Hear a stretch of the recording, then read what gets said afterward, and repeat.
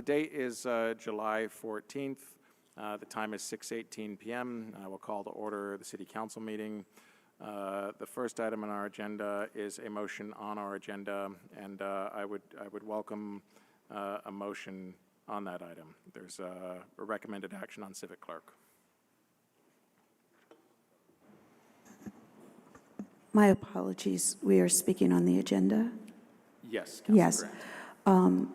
I would move that we adopt the agenda with the request that the minutes from previous council meetings be removed. Okay. So to confirm, there's a recommended action on civic clerk to amend the agenda by already removing consent agenda item 6.16 and to add to the consent agenda item 6.38, which is now item 7.10. Sorry, if you could, hopefully you can connect the dots there. So is that the baseline motion that you're making, Councilor Grant? And then on top of that, you're suggesting that we would remove from this agenda the minutes, which I believe are listed as items 6.3 through 6.14? Yes. Okay. So Councilor Grant has moved to amend and adopt the amended agenda as recommended on civic clerk, and then also by removing from the agenda items 6.3 to 6.14, which are our minutes from past meetings. Second. Seconded by Councilor Bergman. Is there any discussion on that motion? Councilor Broderick. Just a clarification. Would you agree that the intent of the motion is to add to the deliberative agenda item 6.38, and it says add to the consent agenda in the recommended action? Yes. So if we adopt the motion as made by Councilor Grant, it would remove from the initially posted consent agenda item 6.16. It would add to our deliberative agenda item 7.10, which had originally been posted as 6.38. And then it would remove item 6.3 to 6.14. Thank you. Okay. Is there any further discussion on this item? All right, seeing none, we'll go to a vote. All in favor, say aye. Aye. Aye. Aye. Any opposed? That carries unanimously. The next item on our agenda is a work session on Act 181, Burlington Future Land Use Map. We have public forums set for a time certain of 6:30. Director Dillard, does it make sense to you that we would begin this work session now? And then if we hit a breaking point, would you be open to staying beyond public forum? Okay, great. So we will start the work session on item 2, Act 181, Burlington Future Land Use Map. And on this item, we have representatives from our planning department here. I think, why don't we plan on doing sort of 10 minutes, and then that'll bring us right up to public forum, and we'll break at that point in time. Whenever you're prepared, if you could just introduce yourself for the record, and we'll make sure that you're set up on Zoom to share a presentation as well. Yes, Charles Dillard, Director of the Office of City Planning. My name is Kate McCarthy. I'm with the Chittenden County Regional Planning Commission. I work there as a senior planner. And Charlie Baker, the Executive Director of the Chittenden County Regional Planning Commission, in the back row. Great. All right, I'm just going to introduce this briefly and then hand it over to Kate. This is a work session to discuss the future land use map associated with Act 181, which is legislation that the legislator adopted last year that is essentially paired with Act 47, all of which is all about establishing housing targets and easing the permitting process across the state to reach those housing targets. Included in your packet was a great amount of material provided by the Regional Planning Commission that provides some detail on this.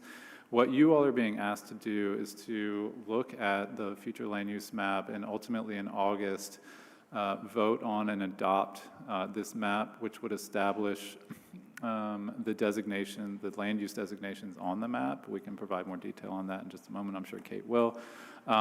This is not the sort of final word on this. Next year, once the Regional Planning Commission adopts their own land use plan, Burlington will be able to apply for Tier 1A status, which is the full exemption from Act 250. So I know that is top of mind for a lot of folks, and that is something about which we have some time to consider. So I'm going to leave it there for now, given our time constraints, and hand it over to Kate, but we're happy to answer any questions later. Great. Thank you, Charles, for that overview. As Charles said, this is Act 181 is a bill that was meant to promote housing, and one of the ways that it does that is changing the way we do regional planning. That's why we're here talking, is because we're creating a new map. And that map uses 11 uniform categories that are used across the state. And what's important about those categories is that we're identifying areas planned for growth, we're identifying areas that are going to have less growth, and we're identifying areas that are going to be status quo. Once we've done that planning together with our communities at the Regional Planning Commission level, the state can then target investments like tax credits and transportation dollars, and the state can right-size regulation in those areas planned for growth. So if we've done the work of planning, if we've been thoughtful, building on local work about where growth should occur, then we can make it easier for things to happen there. I could spend hours on this slide, and thankfully for you, I will not. But when I talk about 11 categories and areas planned for growth, I'm talking about the colorful squares across the top there. Downtown centers, village centers, planned growth areas, and village areas. Those are all areas planned for growth that we will see on the Burlington map momentarily. You can read down this slide and see how that connects to different kinds of investment. I won't talk much about the state's designation program, but this act does affect those investments. I will talk about Act 250. So what you can see there is that, as Charles said, once the regional plan and map are approved, the city can opt into Tier 1A or Tier 1B. Tier 1A means that nothing, if you've opted in, commercial and residential development are exempt from Act 250. If you opt into Tier 1B, which you can do as well, and which we are looking to identify on the map sooner rather than later, that's a partial exemption for 50 residential units or fewer. Commercial development still goes through Act 250. Act 250 is one layer of environmental and community impact review. Zoning still applies. State permits still apply for wetland, for access management, for stormwater. All of those things remain in place. So as communities are contemplating this, they'll be thinking about their zoning and what that can cover. They'll be thinking about what is the value add of Act 250 in these areas that may, especially in Burlington's case, already be developed. Okay? So what I'd like to do next is give you a glimpse of the map. And I'm going to try a slide, but maybe switch over to a map viewer. For orientation purposes, this is where we'll start. So as you remember from the previous slide, pink, dark purple represents downtown centers. And you'll recognize those. It's your downtown. It's the South End. Cambrian Rise is identified as a downtown center in this forward-looking map. We also have some other kind of community nodes that we are proposing to identify as village centers. And then what you see around that, the darker pink, is called a planned growth area. It doesn't mean growth has to happen there. It doesn't mean that once it's pink, a property owner has to start swinging a hammer. It means that these are the areas, as you think forward, very much as you do in your municipal, the PlanBTV future land use map. You're saying which areas are going to grow, which are going to change, which are going to be sustained. And this pink area, the neighborhoods. One thing I want to leave you with about that swath of pink is that we know that neighborhoods are made up of everything you need. It's stores, it's schools, it's places to recreate, it's the bike path, it's the neighbors, or it's the houses. And so you don't see lots of little delineations of those very specific, we didn't put the sidewalks on, and we didn't put the small pocket parks on. We made it all pink to indicate and remind all of us that it is a high-level map. This is a regional map. And to acknowledge that a neighborhood is made up of all of those pieces and parts. So planned growth area does not mean everything there is going to be developed. You're still going to have those pieces and parts, local regulation, local plans, and goals and values. I'm going to pause there and check time. Thank you. I haven't used the counter. Okay. So it's 6:28 right now. Okay. How many more slides do you have in this presentation? No more slides. There's no more slides? No, Okay. I wanted to propose to open it up. No, I that's- wanted to offer to open it up to questions from Great. counselors. So I actually think this may be a good breaking point then. So thank you for the primer. Folks will think about this as we turn briefly to public forum. So I appreciate your patience. Are you able to stay as Yes. well? Okay. So I anticipate public forum shouldn't last any longer than 30 minutes or so. Yeah, but so thanks very much. And we'll use that table for public forum. Sorry to shift the chairs around now. Director Dillard, are you presenting these slides? Are you sharing your screen at the moment? Oh, okay. If you could just, stop sharing, and then we can bring them back up when thank you very much. So we had set public forum for a time certain of 6:30 p.m. It's now 6:29 p.m., and we'll go ahead and open public forum. As a reminder, under our rules, we first hear from Burlington residents that are here in City Hall. We then hear among Burlington residents online. As a reminder, in order to participate in public forum online, our rules require that you sign up at least an hour in advance of public forum. Whether here in person or online, each speaker will be provided 2 minutes. When I call your name, if you're here in City Hall, please come to the table. Make sure the microphone is on. There should be a green light illuminated on the microphone itself, and hold the microphone close. For those online, I will let you know once you've been unmuted, and we'll share a timer on screen. When providing comments, please direct them to me as the chair and not to any other individual. It's important that City Hall remains a safe place for those who serve, those in attendance, and those watching our meetings. The council certainly respects and values diversity of opinions on public issues. We ask, however, that all comments be free from any individualized attacks, hate, harassment, obscenities, or other derogatory language about individuals, particularly any individual's protected characteristics.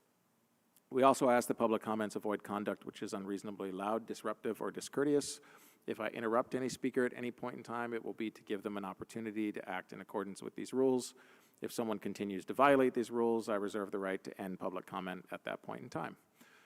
So with that, we have, I believe, 7 individuals, Burlington residents, signed up here in City Hall. The first is Robin Lloyd, who will be followed by Rodney Lowe.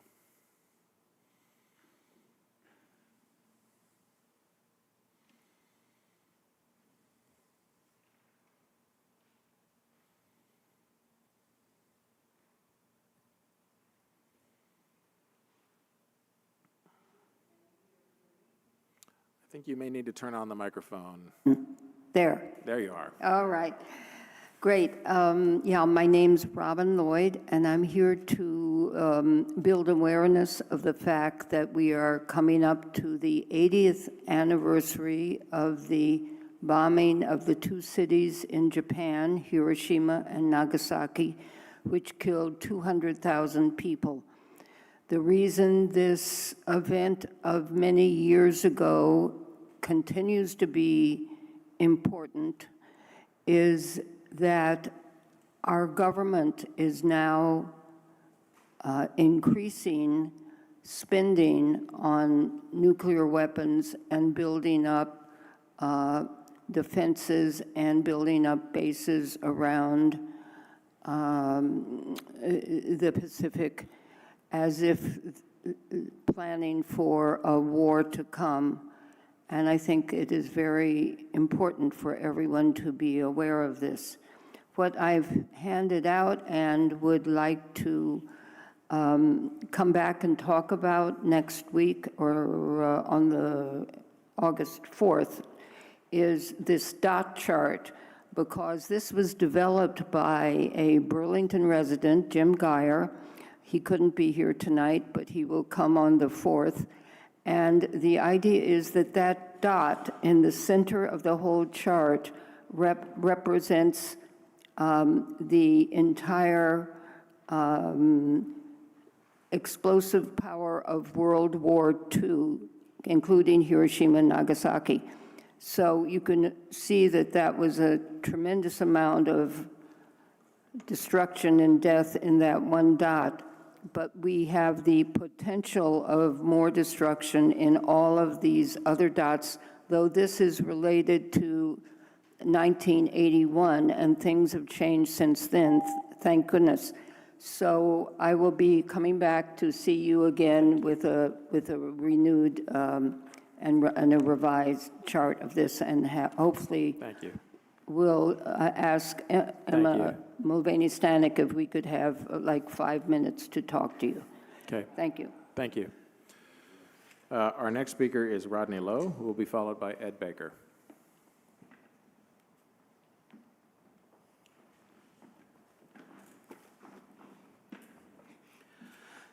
Hello, my name is Rodney Lowe. I live in Ward 3, and until a couple of weeks ago, when my term ended, I was president of the Board of Trustees of the First Unitarian Universalist Society of Burlington. That's the meeting house that stands at the head of Church Street.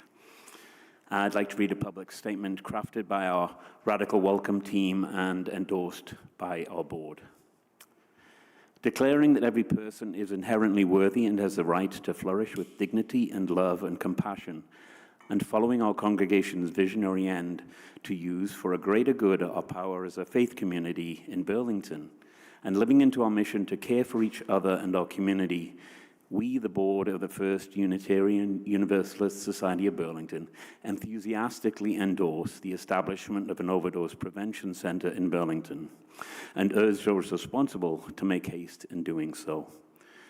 The establishment of an overdose prevention center is an asset to our home, our neighbors, ourselves, and our shared community.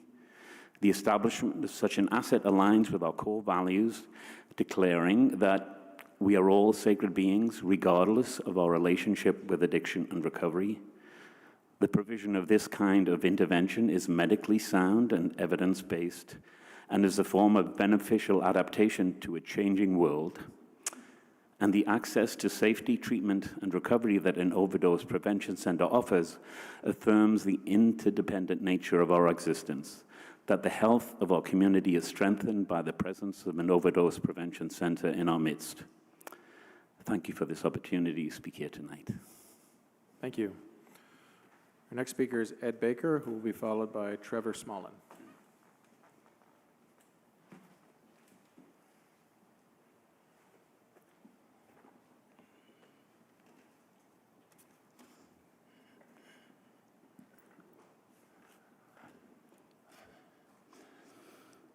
Well, hello, everyone. I'm Ed Baker. I'm a resident of Burlington. I'm a person in recovery from drug addiction. I'm also a public health activist.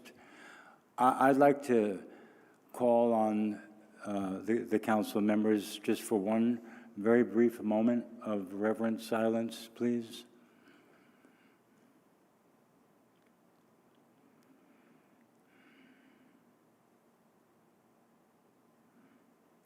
Thank you. That moment of reverent silence was not for the ones taken from us by accidental overdose. That moment of reverent silence was for the ones about to die, the ones not taken yet from us, but the ones who will be taken between this moment and the moment the Overdose Prevention Center opens its doors in our lovely city. I can't even tell you how much I respect you, how I admire you, how I appreciate you. I hope you hear that in my tone. And I'm not here tonight to be angry or loud or, come up with great ideas. I'm here tonight, I hesitate to use the word beg, so I'll use the word implore. I'm here this evening to implore you to act with urgency, because every week between now and when the Overdose Prevention Center opens can be another death, another loved one, another loving one, another lovely one taken from us unnecessarily. So thank you for everything you do, and I mean that from my heart. I see you. Thank you. Our next speaker is Trevor Smolin, who will be followed by Bella Fern. Hello. I've never spoken in public. I'm homeless. My name's Trevor Smolin. I don't need to watch my bag, right? Like, no one in City Hall's going to take it, right? No, I'm sorry. I was just trying to get a laugh. That's not funny. Anyway, since I became homeless, quick history real quick. I am a career-level firefighter. I served Plainfield for 10 years. I restored the steeple on this building here. If you go upstairs, my name is in huge letters in it. Me and Randall Hoyt. I'm a career-level firefighter, a licensed foster parent of 15 years for developmentally disabled children. When I became sick, I became homeless. I went from making $110,000 a year, running my own business when my foster kids grew up, moved out, which I encouraged. I don't keep people as cash cows. Unfortunately, our system didn't recognize the value of someone taking care of the vulnerable. Because it's a tax-free salary, I wasn't afforded the liberty of unemployment, any of that. I believe we should take it one step further with the legal use facility, prevention, create a legal use facility, stop pretending the government's not supplying it anyway, have medically administered drugs that are literally, you have to have psychiatry notes, doctor's notes, you can't just walk in off the streets, get drugs. You literally, I've watched so many friends die. I've seen stabbings here, and I'm here to plead for my life. All I do is go to doctors and hospitals. The moment I became homeless, I'm in a wandering anomaly, a spiritual orphan. I fainted and passed out and had people step over me. I don't do street drugs. I smoke ganja. I don't drink. I do smoke tobacco. The situation is so much more than you realize. It's a war out there. It's a fight for survival, literally. Go home. When you go home, find out how many of your family members are one paycheck away from being out there with us. It's not just drug addicts. Also create 2 separate camps, one for drug addicts, bring all the resources to them, food, shower, water. A good, safe camp, City Hall Park, women, children, and families. Thank you. Thank you very much. Our next speaker is Bella Fern, who will be followed by Lee Morgan.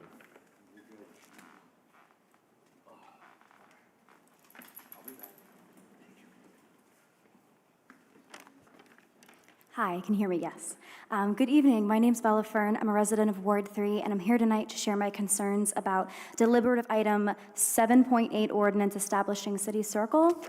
The primary concern that I have is, I'm so bad at reading numbers, 110B4, the failure to attend. This section, to my understanding, allows for a person to be charged with a misdemeanor under 24 VSA 1974, which carries with a potential of a criminal penalty of $800 and up to a year in prison. The potential penalties far excel the current civil penalties. I'm particularly concerned about this because for the folks who are using substances on the street who will be impacted by this most likely, faced with receiving a misdemeanor charge, individuals may use substances in more secluded, less visible areas, and then increase their risk of overdose or other further harms. I want to be really clear that I support the opportunity for people to engage in restorative justice programs as an alternative to civil or criminal penalties. I urge the City Council President to urge the City Attorney's Office to revisit this and really consider the potential harms that could result from increased reliance on a punitive law enforcement response. Thank you so much. Thank you, Bella. Our next speaker is Lee Morgan, and then our last Burlington resident here in City Hall is Alan Walker Hodlin.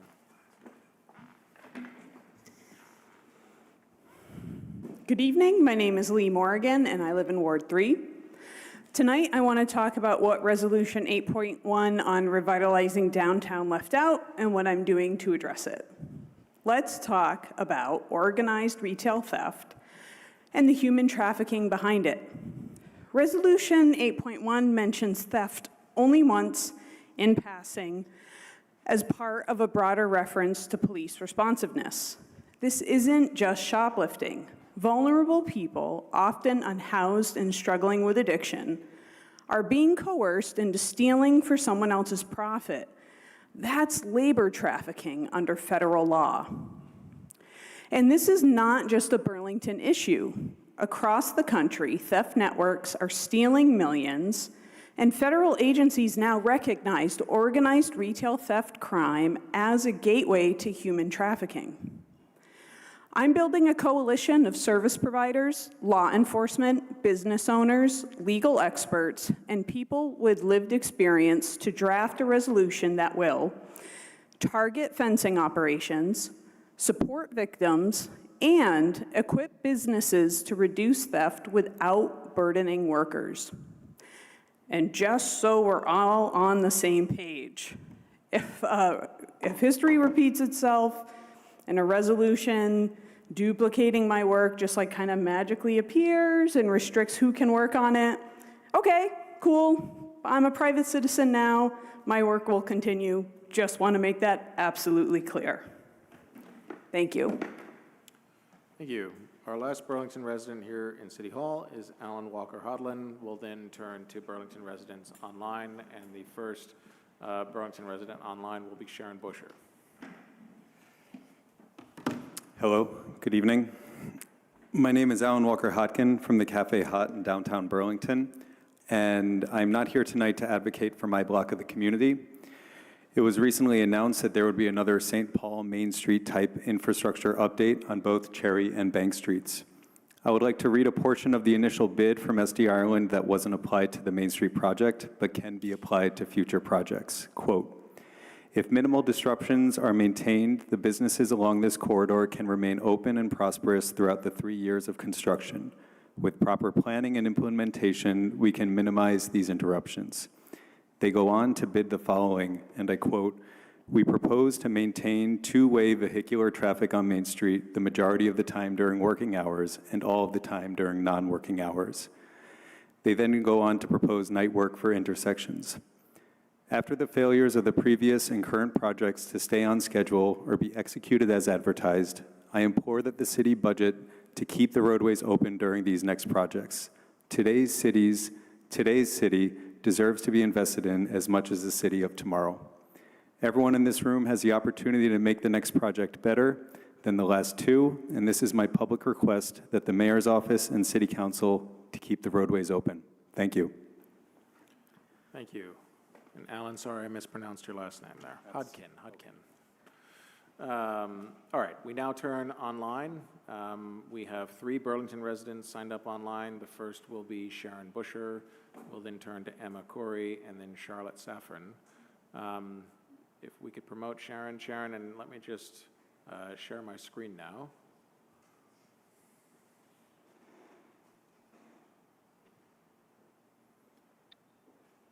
All right, you should be able to go ahead and unmute yourself, Sharon. Thank you. Okay, thank you very much, President Travers.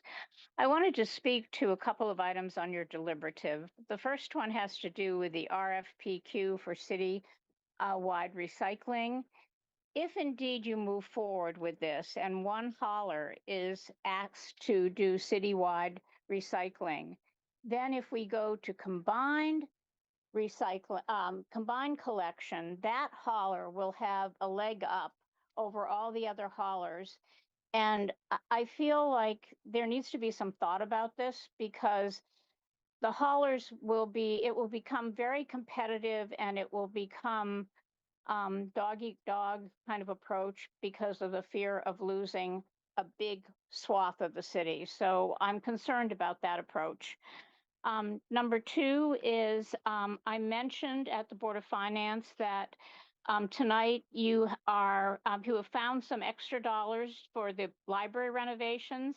In fact, you found $200,000 in impact fees, and that's really good news. But what concerns me most is that the action taken in June eliminated the collection of library impact fees, and I am very concerned about this as we move forward with the South End Innovation District, et cetera. I believe we will need those dollars. And the last point is Act 181, which you're mid-break in. If indeed the council decides to move forward with Tier 1A and eliminate Act 250 review, that I want to think about this because a lot of the memos that you have from city departments is that they don't have the bandwidth to take on additional responsibilities. So I'm concerned about our level of expertise and our ability to take on additional responsibility. Thank you. Thank you very much, Sharon. We also have you signed up for public hearings later in the meeting. Our next speaker is Emma Wall-Curry, who will be followed by Charlotte Saffron. Emma, you should be able to unmute yourself. Thank you. Did it work? Yes, it did. Great, thank you. Hi, Dr. Emma Corey, Ward 6. I'd first like to voice solidarity with both our unhoused community and those who are struggling with addiction and recovery. Along the themes of caring and belonging and embracing the perspectives of our most vulnerable and oppressed, I am speaking tonight in support of our REIB office and function. Everything that we are dealing right now is connected. My asks are that you appoint Interim Director Christian Berry the permanent head of REIB, share an action plan and timeline around chartering the office, share an action plan with tangible and visible milestones for filling vacancies and ensuring the office is fully funded, with the director having full autonomy and transparency on the allocation and use of the funds. And finally, share an action plan and timeline around training for our city leadership to navigate difficult conversations and address polarizing issues such as houselessness, community safety, and belonging. Am I still here? Oh, sorry, my stopwatch stopped. This office and its function need to be taken seriously for once. They need to be revered, honored, and supported. On April 7th and Juneteenth, the mayor declared her commitment, but we have not seen visible actions. In fact, under this administration, the office has been in a constant state of instability, facing uncertainty and lack of support that no director should have to face alone.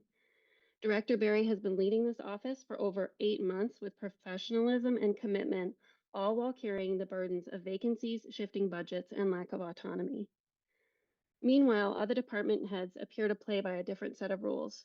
I would like to name these inequities and the continued and blatant lack of support for Black female leaders by the city of Burlington, including Taisha Green. The Burlington community sees and is disturbed by such incongruence. It starts to look personal, strategic, and intentional. It starts to look like a system that is painfully unaware how much we desperately need this function. Thank you. Thank you very much. Our next speaker will be Charlotte Saffron, and then we have one non-Burlington resident signed up for public forum online who will be Brian Clifford, and the last speaker. Charlotte, you should be able to unmute yourself. Go ahead. Hello, my name is Charlotte Saffron, and I'm writing to urge you to appoint Christian Berry as permanent director of the Office of Racial Equity, Inclusion, and Belonging for the city of Burlington. We are living in the midst of a public health crisis fueled by systemic racism, growing economic hardship, fractured trust, and the deep ache of disconnection. We are struggling with safety, belonging, access to resources, and the weight of injustice. As Audre Lorde reminds us, there is no such thing as a single issue struggle because we do not live single issue lives. Continuing to center racial equity, inclusion, and belonging is not a side project, but rather imperative to the healing and future of Burlington. The REIB office is a structural necessity. It is one of the few spaces in our city government designed to hold and address the intersections of harm, hope, and transformation. In a time of rupture and reckoning among our city and its leaders, this office has remained a grounding presence because of the commitment of Interim Director Christian Berry. Director Berry has brought stability, wisdom, and a deep well of lived experience to this role. For the past 7 months, she has held this department with grace and strength, despite ongoing vacancies and under-resourcing. She is a Vermonter. She has earned bipartisan respect, and yet, unlike recent department heads who were appointed without open searches, she has not been named to the permanent role. This is confusing, it feels inequitable, and it continues a troubling pattern of undermining Black women leaders in Burlington. We are still waiting for justice for Taisha Green. Let us not repeat history. Thank you. Speaker is Brian Clifford. And Brian, we see Brian C. here. I'm assuming that's you. If it is, please go ahead. It is, thank you. My name is Brian Clifford. I live in Essex and I organize with Food Not Cops Mutual Aid.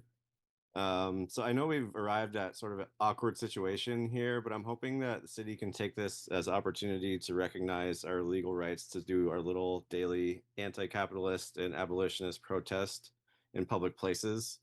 And just to back away from the idea that you can decide where we go without respecting our consent and agency. I really don't want this to be a fight. Like, there's so many other things things that everybody's talking about in this meeting so far. They're so much more important and worthy of our time and energy right now.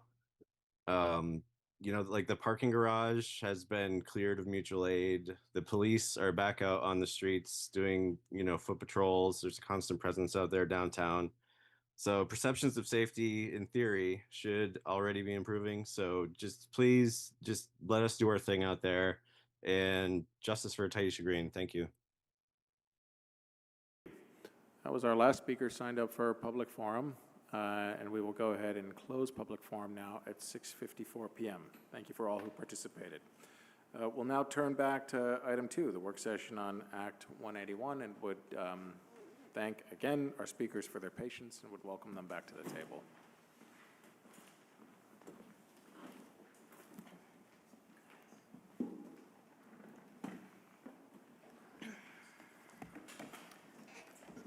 Thank you, everybody. So what I wanted to offer next, if it's the pleasure of the council, is to answer questions. I'm happy, and I will put up the slides again. We can look at the framework slide, which showed how the different land use categories translate into different incentive programs. We can look at the map itself, take a minute to absorb that. But we are here to answer questions, with a particular focus on thinking about the Tier 1B opportunity that will be before you pretty soon. And I'll just set up my screen share. I have one clarifying question, then I'll turn to you, Councilor Broderick, that maybe could get us started here. I am curious, and maybe a question for you, actually, Director Dillard.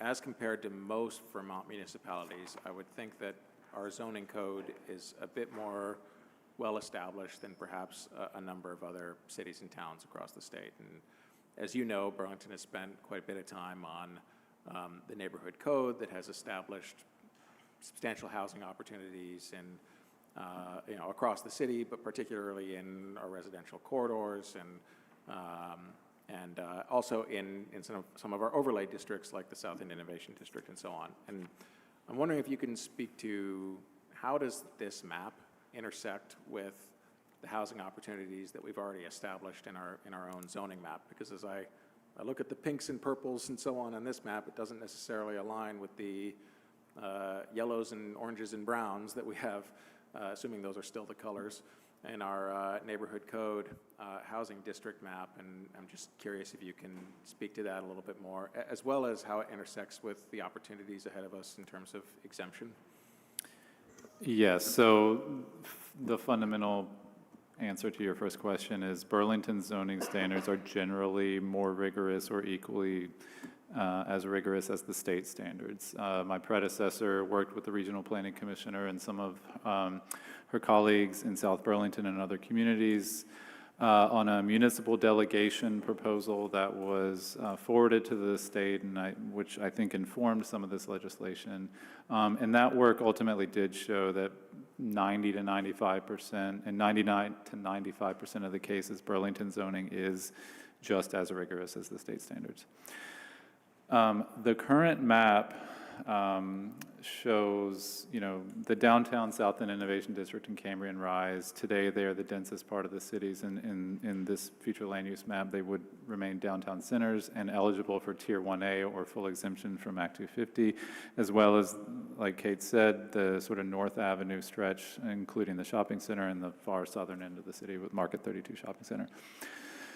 The rest of the city that you asked specifically about, which is zoned residentially RL, RM, and RH, you know, those lots, the base neighborhood code allows up to 8 units on any of those lots. But recall that most recently you all adopted the Neighborhood Code Part 2B, which established standards for planned unit developments. And the planned unit developments do not have a unit cap. There are properties today that have the capacity to accommodate 50 units, that have the capacity to accommodate 100 or 200 units that are in the residential zoning districts if they were to go through the PUD process. There could also be assemblage of smaller properties to get to the point where projects of that scale and size could be applied for. So that's the relationship to this map. So I think the key question is everything in the pink, which is most of the city here, if established as Tier 1B in that partial exemption for Act 250 purposes, 50 units or fewer on 10 acres or less would be exempted. But again, there are cases where there might be projects that could reasonably and very feasibly exceed that number and provide more than 50 units. And in those cases, I think that is a central question is the city interested in establishing full Act 250 exemption for some of those properties that could go through the Neighborhood Code PUD process? I think that was the answer to all of your questions. But Yeah. Okay. Thank you for that explanation.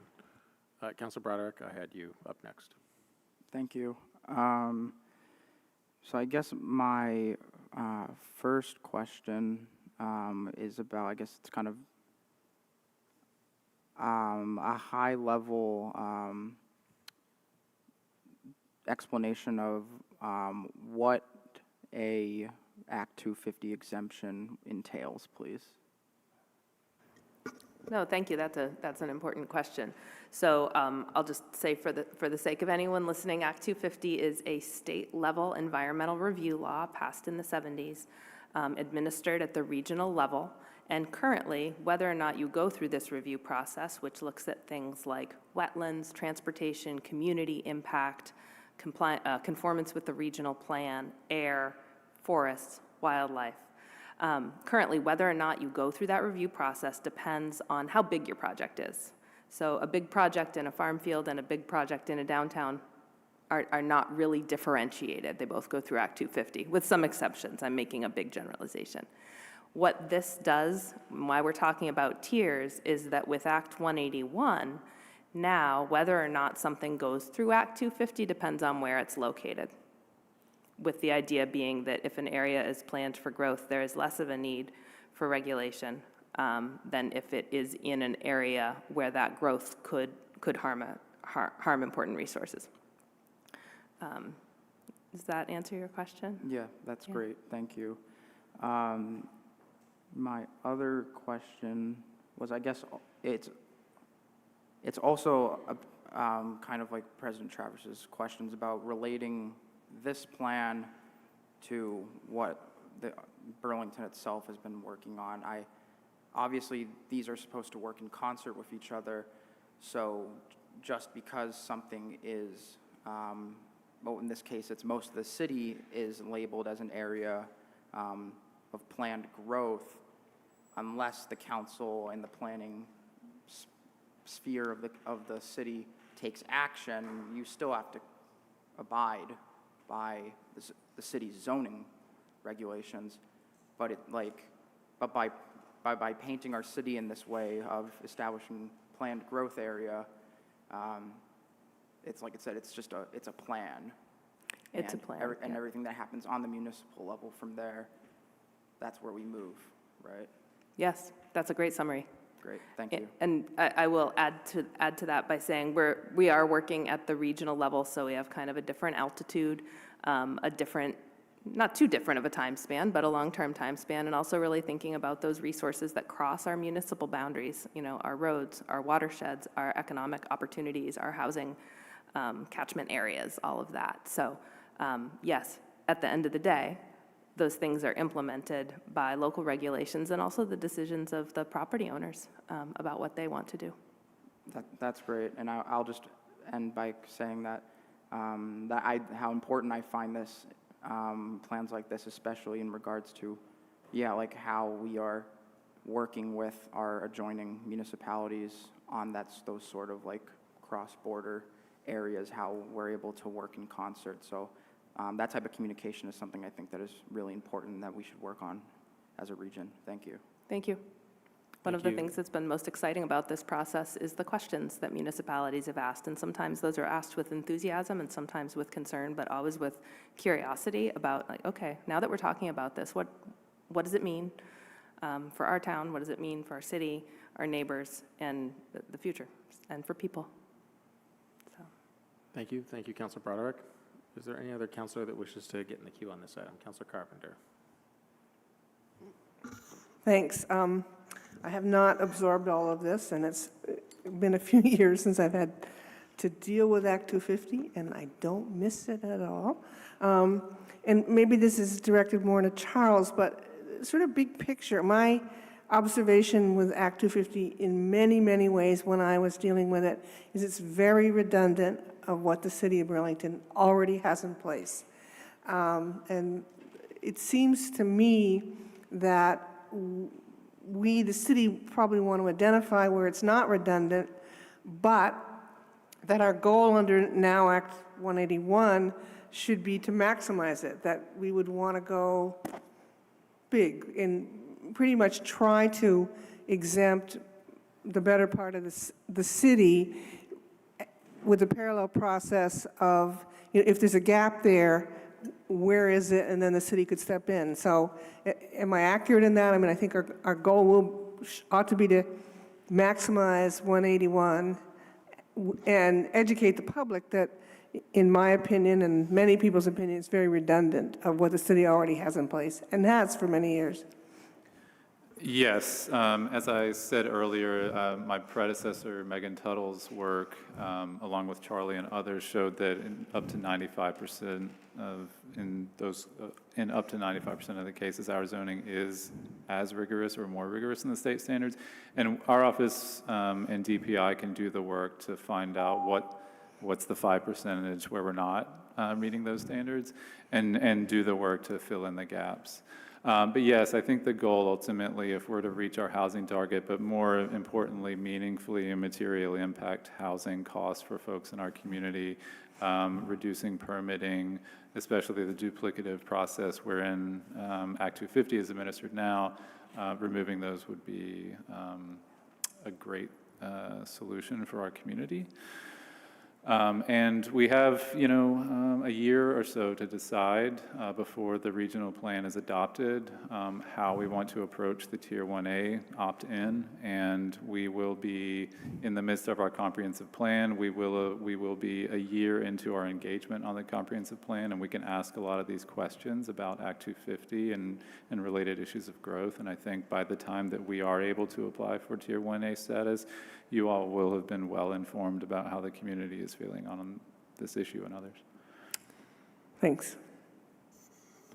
Thank you, Councilor Carpenter. Councilor Newbeezer? Yeah, I had two questions and maybe a comment. Thank you for all this information. It's helpful. It's not. I got the quiet mic this time. It's helpful, the information. So I had two questions. One is there financial support with the state? Because from my perspective, it feels like there is a whole lot of goals, and this makes a lot of sense to me. But sort of what support has the state offered outside of the regional planning, or have they sort of gone to the regional planning commissions and said, you are that support for municipalities? And then the second piece is, I recognize a lot of duplication between Act 250 and sort of some of our city processes. So I'm happy to, don't make somebody go through something twice. But what are the areas where it's not duplicative and there's a sort of substantive difference in overall, if that's clear, in sort of overall process? I'll answer the first one and part of the second one. Is there support available from the state? Certainly from the RPC. Thanks for recognizing that. We're happy to be here. There's a municipal planning grant program that is often focused on bylaw modernization. Burlington is quite ahead in the modernization of its bylaws. Once these tier one, or once the designated areas, we've talked a lot about Act 250, that's one set of incentives, if you will, to reduce regulation. Another set of incentives comes through the state designation program. So right now you have a designated downtown, you have neighborhood development areas. Those programs will continue and they'll use these maps as their basis. Those incentives look like planning dollars, historic preservation tax credits, sales tax forgiveness for certain projects, I think tax incentives for life safety improvement, especially in historic buildings, and some other move a little further to the head of the line in certain grant programs. As far as massive grant programs to build bike paths, sidewalks, housing, we have other programs throughout the state, including there is a priority for designated areas, centers, and neighborhoods when it comes to state investment of affordable housing dollars, such as through the Vermont Housing and Conservation Board. So there are pieces. There is not a new pool of money to boost this.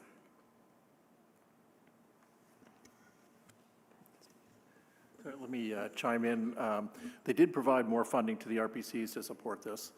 And then to your second question, my recollection of the conversation about where's the gap of regulation, I think in Burlington in particular, it really came down to just one issue in my memory, which I'm getting older, maybe I'm not remembering some details, but was really around rare and endangered species, which has been something that A&R regulates through Act 250, and it's really the only way that A&R can regulate that. There's no separate permit on that. So I think that's the one area that is probably going to need some work with A&R to figure where those places are and how to have them show up within the city's regs. Yeah, if I could add to that, the Tier 1A guidelines, the process for applying to have Tier 1A status, that's under development right now at the Land Use Review Board, which is the new name for the board that administers Act 250. And within those guidelines, there's a process that, you submit an application to them, and in that application, at least in the draft, you're asked to demonstrate that you have either excluded rare, threatened, and endangered species, or you have adequate regulations in place to make sure that they are not harmed or that harm is mitigated. So it's contemplated, and there's an opportunity to address it. No, I appreciate that, and I guess I'll just end with a comment because I'm running out of time here. And not necessarily to you all per se, but I think the missing piece here is sort of the public investment for permanently affordable housing. To my mind, we can build all of the housing we want, but unless we are, to my mind, investing in our housing trust funds across the state, working with partners like CHT, and quite literally raising tens of millions of new dollars to invest, even hundreds of millions of new dollars to invest in affordable housing, we're building record amounts of housing year over year here in Burlington, and I know that this goal is even much larger than we already have been building, but a market rate over at Cambrian Rise, close to $6,000 for a 2-bedroom. So to my mind, it's I'm skeptical without that sort of mass public investment, but this is obviously one of the pieces and an important piece to addressing the housing crisis, so appreciate it.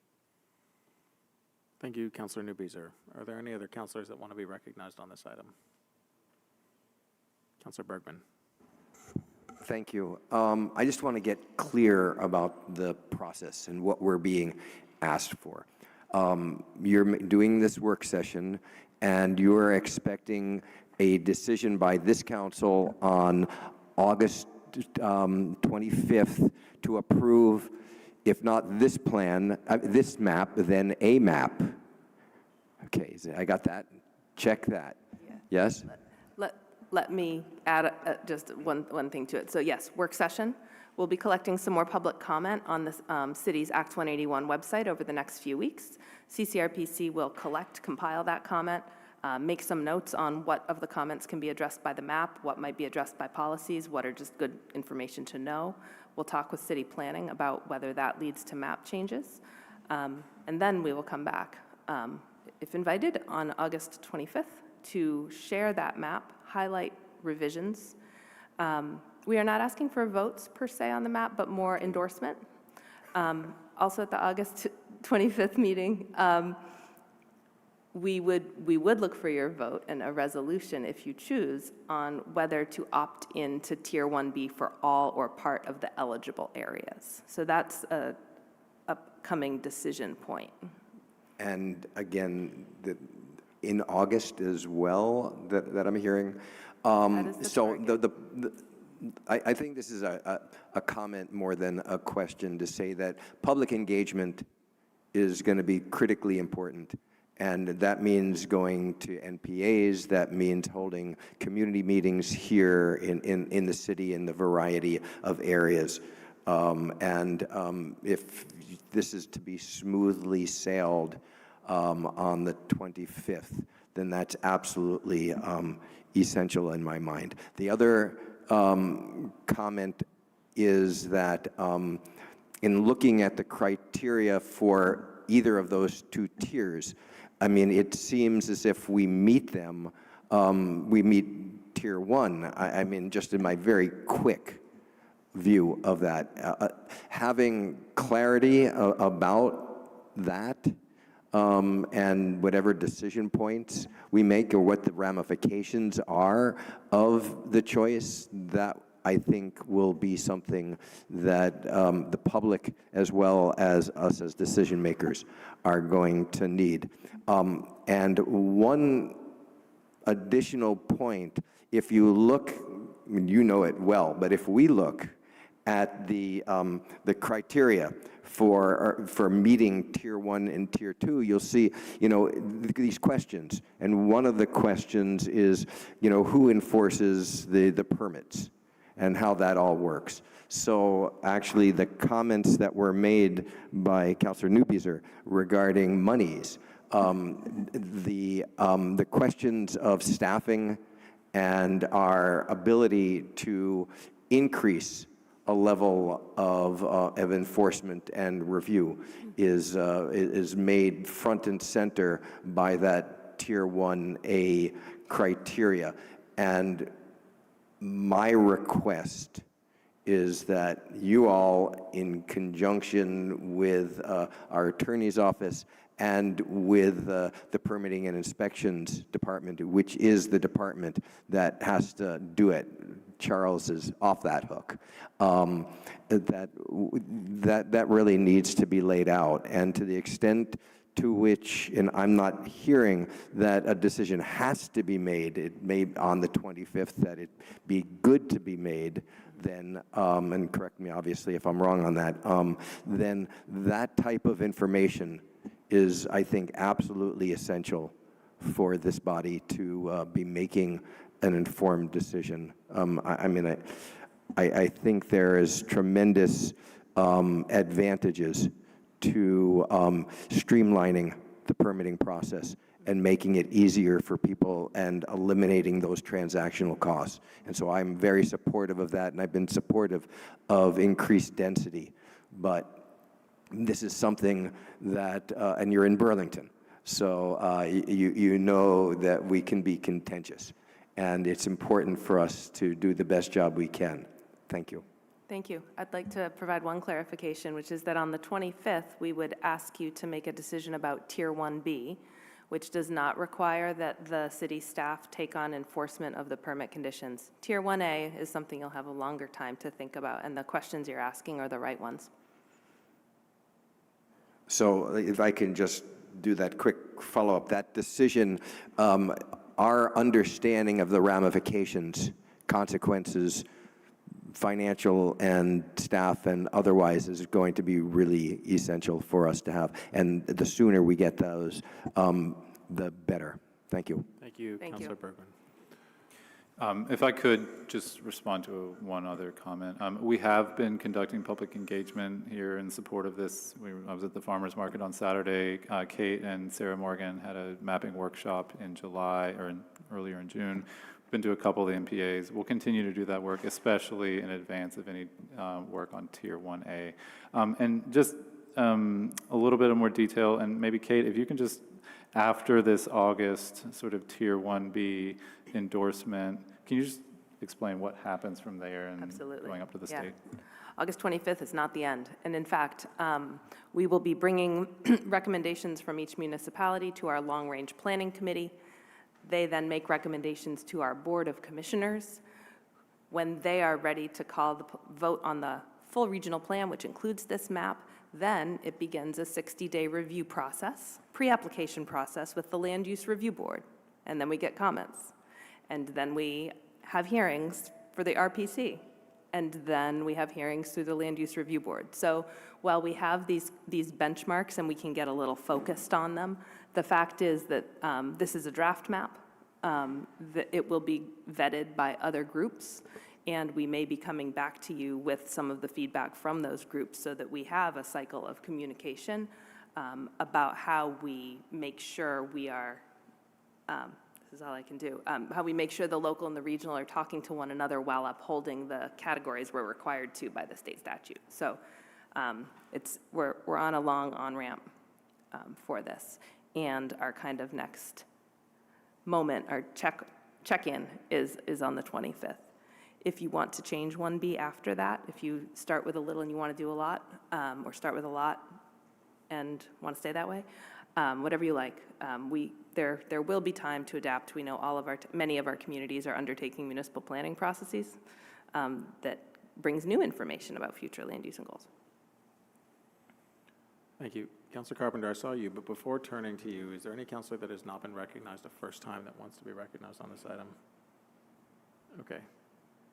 So Councilor Litwin, I think we'll go to you, and then Councilor Carpenter will give you the last word on the item, noting that this is not the last meeting about this issue. So Councilor Litwin, please go ahead.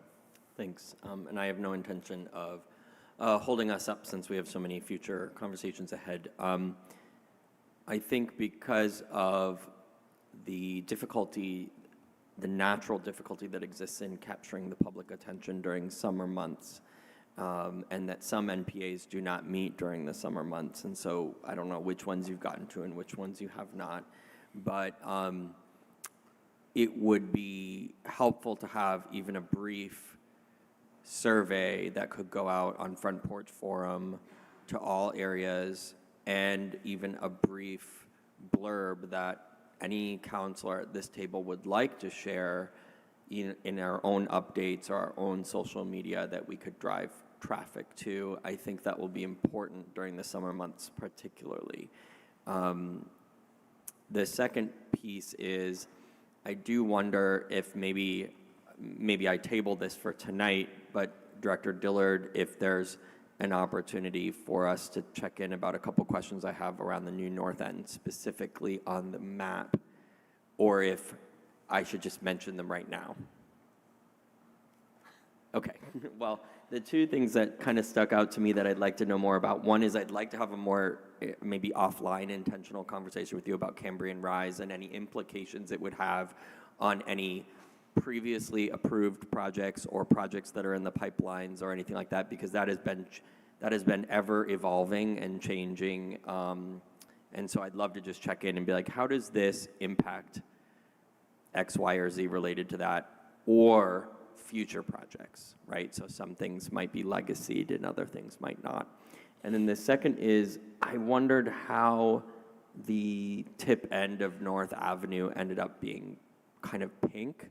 That is not an area I would think of as pink, but I would rather see as dark green, as North Cove Road is dark green. I don't think it's wise to expand there, given climate issues and things with the Winooski River and so forth. So yeah, thank you. Sure, thanks for those comments. We'll consider all of that last part. I think it has a relation to the floodplain. I think maybe that's how those lines were drawn. We do have an online survey up. It is on our website. I do think Sarah has sent it out on Front Porch Forum, but we will confirm, and we'll also get you all that information so you can share it through your channels. So thanks for that recommendation. Thank you. And admittedly, I'm a little behind on email, so if you did send that to me, I apologize. Of course. Thank you, Councilor Litwin. Councilor Carpenter, I think we'll turn to you, hopefully, for last word here on this item. Just to repeat, and maybe people perceive it, my observation of how redundant Act 250 is to Burlington, I think people see it as separate, and it really isn't. And I think you could ask many, many people that. So I think an easy, and this wouldn't be easy, it's actually quite hard, but taking all of those things and comparing them. Burlington has a reg, Act 250 has a reg. For me, this will actually give more oversight to the city, because sometimes you get in circumstances where the environmental board wants to go one way and the city wants to go another. So this will actually give the city more control than less control. So that's my 2 cents, and something, it's not easy, where we could articulate, we are already regulating this. This does not change that, and some easier way to articulate that. Thanks. Thank you very much, Councilor Carpenter. And thank you very much to the team here for introducing this in tonight's work session. Very interesting topic, of course, and we'll look forward to having you back in August and thereafter. Before continuing with our regular City Council agenda, we had warned the Local Control Commission and Local Cannabis Control Commission to meet at 7:15 p.m. So it is now 7:23 p.m. And to stay as close as on time as we can to those items, we'll briefly recess the City Council meeting at that time and call to order our Local Control Commission meeting at 7:24 p.m. And the first item on our agenda is to move to adopt the agenda as amended on Civic Clerk. Is there a motion to that end? I would move to amend and adopt the agenda as follows. Add to the consent agenda, item 2.3, outside consumption permit expansion, 1 day only, Halverson's Upstreet Cafe, July 26, 2025, 1 p.m. to 10 p.m. Add to the consent agenda, item 2.4, outside consumption permit expansion, 1 day only, Honey Road, July 31st, 2025, 5:30 p.m. to 8 p.m. Thank you, Commissioner Broderick. Is there a second to that motion? Second. Thank you, Commissioner Schechter. All in favor of that motion, please say aye. Aye. Any opposed? That's unanimous. Commissioner Broderick, as chair of our License Committee, can I continue turning to you for a motion on our consent agenda? I move to adopt the consent agenda and take the actions indicated. Thank you. Is there a second to that motion? Second. Thank you, Commissioner McKnight. Any discussion on that motion? Seeing none, we'll go to a vote. All in favor, please say aye. Aye. Aye. Any opposed? That carries unanimously. We have 2 items on our deliberative agenda, and on item 3.1, I'll turn back to you, Commissioner Broderick. I would move to approve the 2025-2026 first and third class liquor license applications for What Ails You 167 Main Street with the following conditions: contingent upon fire marshal approval, all city permits need to be closed out, and with all standard conditions. Thank you. Is there a second to that? Second. Thank you, Commissioner Schechter. Is there any discussion on this on this item? All right, we'll go to a vote then. All in favor, say aye. Aye. Any opposed? That carries unanimously. And now item 3.2. I would move to approve the 2025-2026 outside consumption permit application for What Ails You 167 Main Street with the following conditions: contingent upon fire marshal approval, and all city permits need to be closed out. Thank you. Is there a second to that motion? Second. Thank you, Commissioner Schechter. Any discussion on that item? All in favor then, please say aye. Aye. Any opposed? That is unanimous. With no other business before the Local Control Commission, we will adjourn that meeting, absent objection, at 7:26 p.m. And now turn to our Local Cannabis Control Commission, which we'll call to order at that same time. And for a motion on the agenda, I'll turn back to you, Commissioner Broderick. I would move to adopt the agenda as seen on Civic Clerk. Thank you. Is there a second? Second. Thank you, Commissioner Schechter. All in favor of that motion, please say aye. Aye. Any opposed? That is unanimous. And the only item on this agenda is our consent agenda, and I will turn back to you one more time, Commissioner Broderick. I would move to adopt the consent agenda and take the actions indicated. Thank you. Is there a second to that motion? Second. Thank you, Commissioner Schechter. Any discussion on that motion? We will go to a vote then. All in favor say aye. Aye. Any opposed? That is unanimous. Absent objection, seeing no other business before the local Cannabis Control Commission, we will adjourn that meeting at 7:27 p.m. and call back to order our regular City Council meeting. The next item on our agenda before the regular City Council is Mayor, General City Affairs. Our mayor has had a unique opportunity to join a select group of mayors across the country, and so very glad that she has the opportunity to be there. I appreciate the mayor's administration posting a memo in written form to this evening's agenda for this item on Mayor, General City Affairs. If there's nothing further on that point, we'll turn to item 5, which is City Council General City Affairs, and would ask my colleagues if there's anyone who wants to be recognized on this item. Councilor Grant. Thank you.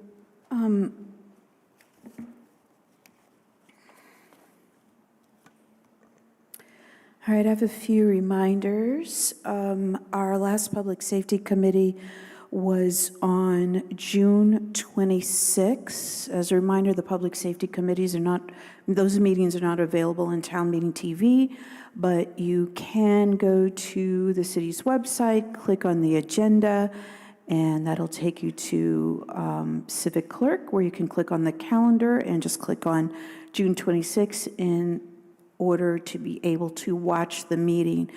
We had some very interesting conversations. The main one was about the situation table, which the City of Burlington recently hosted a training day along with St. Johnsbury. I believe it was mentioned that this was the 5th training in the state.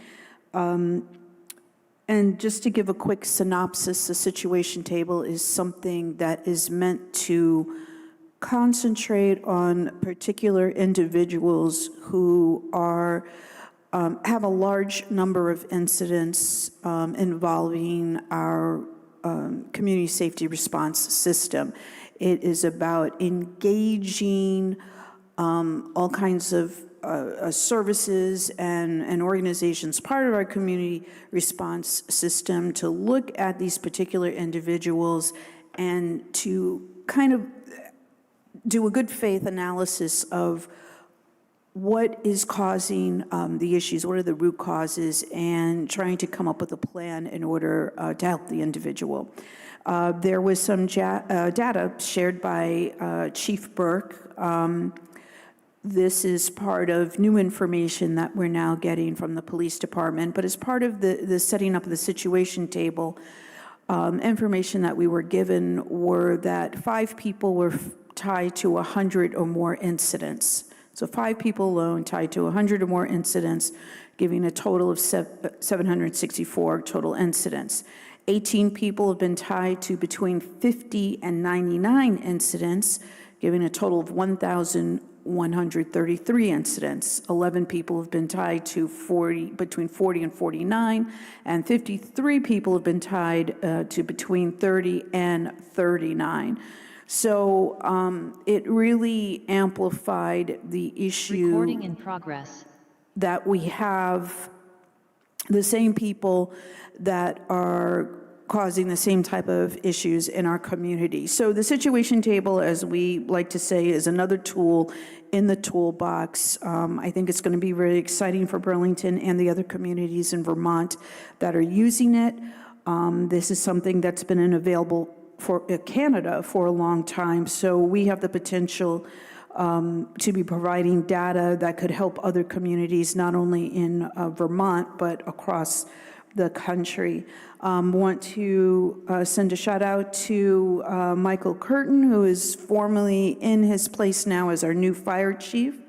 Also want to send out congratulations and welcome to Deputy Chief John Young, who has accepted the job as the Deputy Chief of Operations at the Burlington Police Department. He has worked for the police department in the past. In his remarks made at the July 9th press conference on community safety, hosted by the mayor. Once again, the mayor has been holding monthly press conferences focusing specifically on community safety issues. DC Young talked about his previous experience with the department and how he's basically answering a calling to come back, and he has part of his goals will be recruitment and retention. So I do recommend that people do watch that press conference from July 9th, which is available on Town Meeting TV, and something that we'll hear about a little bit later is the concept of the City Circle initiative to create more consistent and reliable system when people violate certain city ordinances that we haven't had consistent accountability. Some ordinances we haven't had any accountability on. So we will have more information on that in this meeting and in future city council meetings. And just a big shout out to our Beach and Park Patrol, the yellow shirts that you see around town, helping to deal with what some people consider low-level issues, but nonetheless affect the quality of life with regards to drinking and other ordinance violations in our beaches and parks and Church Street Marketplace. Thank you. Thank you, Councilor Grant. Is there any other councilor that wishes to be recognized on general city affairs? Councilor Carpenter. I just want to note that in our consent agenda is an issue related to the North End sidewalk scoping study, which we moved twice, and I appreciate people's patience. And most people probably don't understand what happened, but there were several miscommunications about public engagement. And I appreciate the hard work from the DPW staff, but I still think we had the cart before the horse, and they've agreed to move this into next year's planning operations and re-engage the public. And I'm bringing it up because we had a neighborhood, Green Acres, that garnered over 50 people to specifically provide input on a proposal in their neighborhood. And I think we've got to pay more attention to respect that. The original study was quite broad. It had 16 people respond, but we don't even know what the neighborhoods are. And so I think as a council, it's just important that I sort of call that out because, in fact, we've deferred a lot of those decisions to DPW Commission. And now when you have a neighborhood who really wants to engage, we need to respect that. And I'm calling that out, and I expect DPW will follow through that. But part of the answer has to be when we ask for engagement, we need to listen to their answers, and their answers may be different than what the study proposes. Thanks. Thank you, Councilor Carpenter. Is there any other councilor that wishes to be recognized on this item? All right, Councilor Barlow. Yeah, I just want to echo Councilor Carpenter's remarks about the Green Acres pilot and the New North End sidewalk scoping study. I'm supporting the scoping study as well, with the caveat that more engagement with the residents on that street continues. And there was a communication from Director Spencer indicating that there won't be any action this year and that engagement will happen.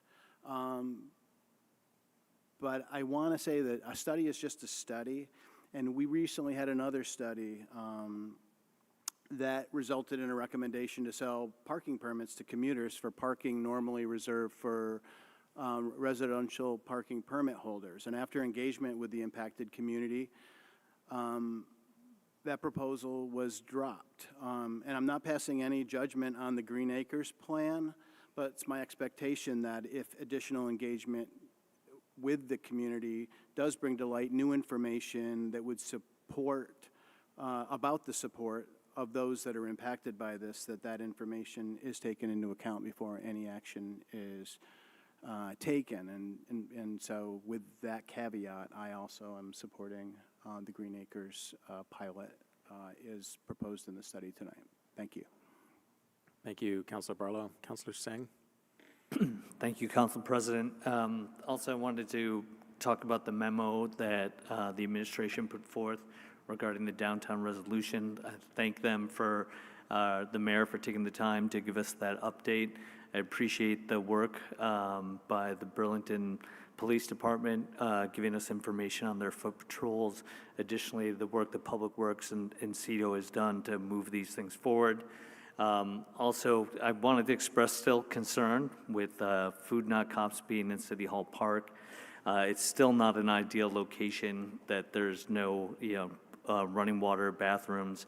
And again, mutual aid is very important to this city and the people who are in need. The counselors received a letter from a founder of one of the restaurants in downtown Burlington expressing, pretty dismayed about it being located in City Hall Park, not focusing all their problems on that, but saying that it compounds the difficulties that they're finding themselves and other businesses, restaurateurs that surround the park, that they're having difficulties because of this. So, I know we haven't come to a place where we can locate them yet, but I still want us to be working on this to find a more ideal location for this service to be provided.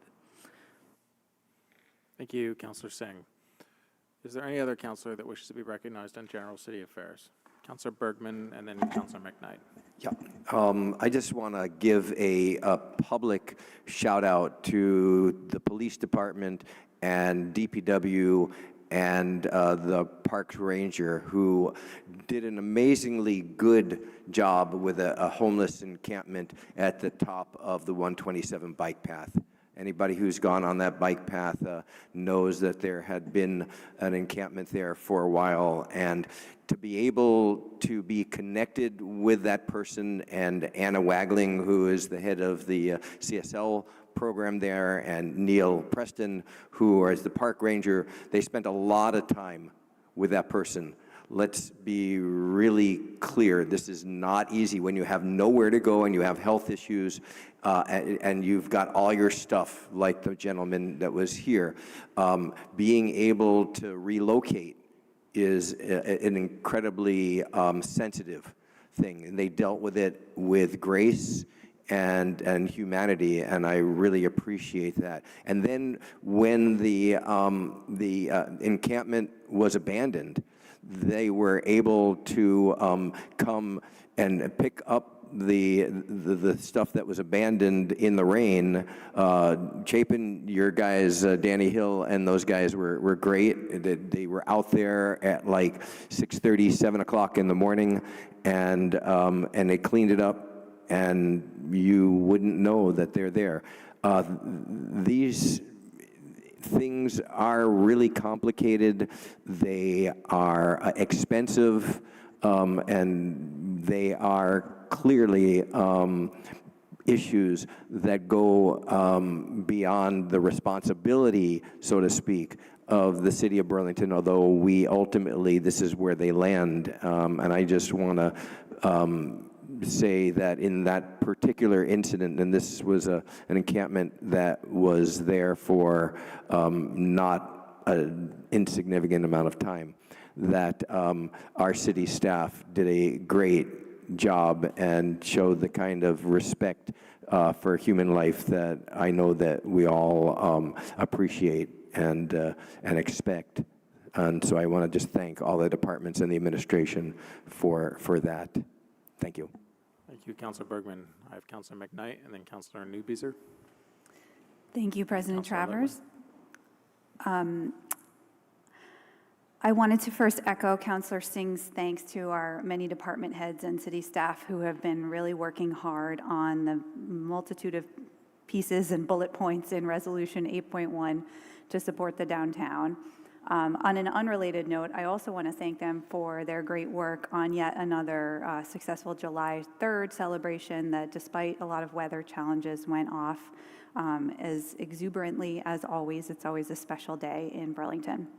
But back to Resolution 8.1, some updates there. Data from the Sheriff's Department shows that the very day that the lunch program left the Marketplace garage, they saw at least a 50% decrease in things like open heroin use, open crack use, overdoses, public urination and defecation, as well as sexual solicitation at the downtown parking garage, with some reports as high as reporting a 75% decrease in all of those upon the lunch program's departure. On the one hand, it's great to see the situation at the parking garage improve. That is exactly what we were hoping for when we passed this resolution in support of the downtown.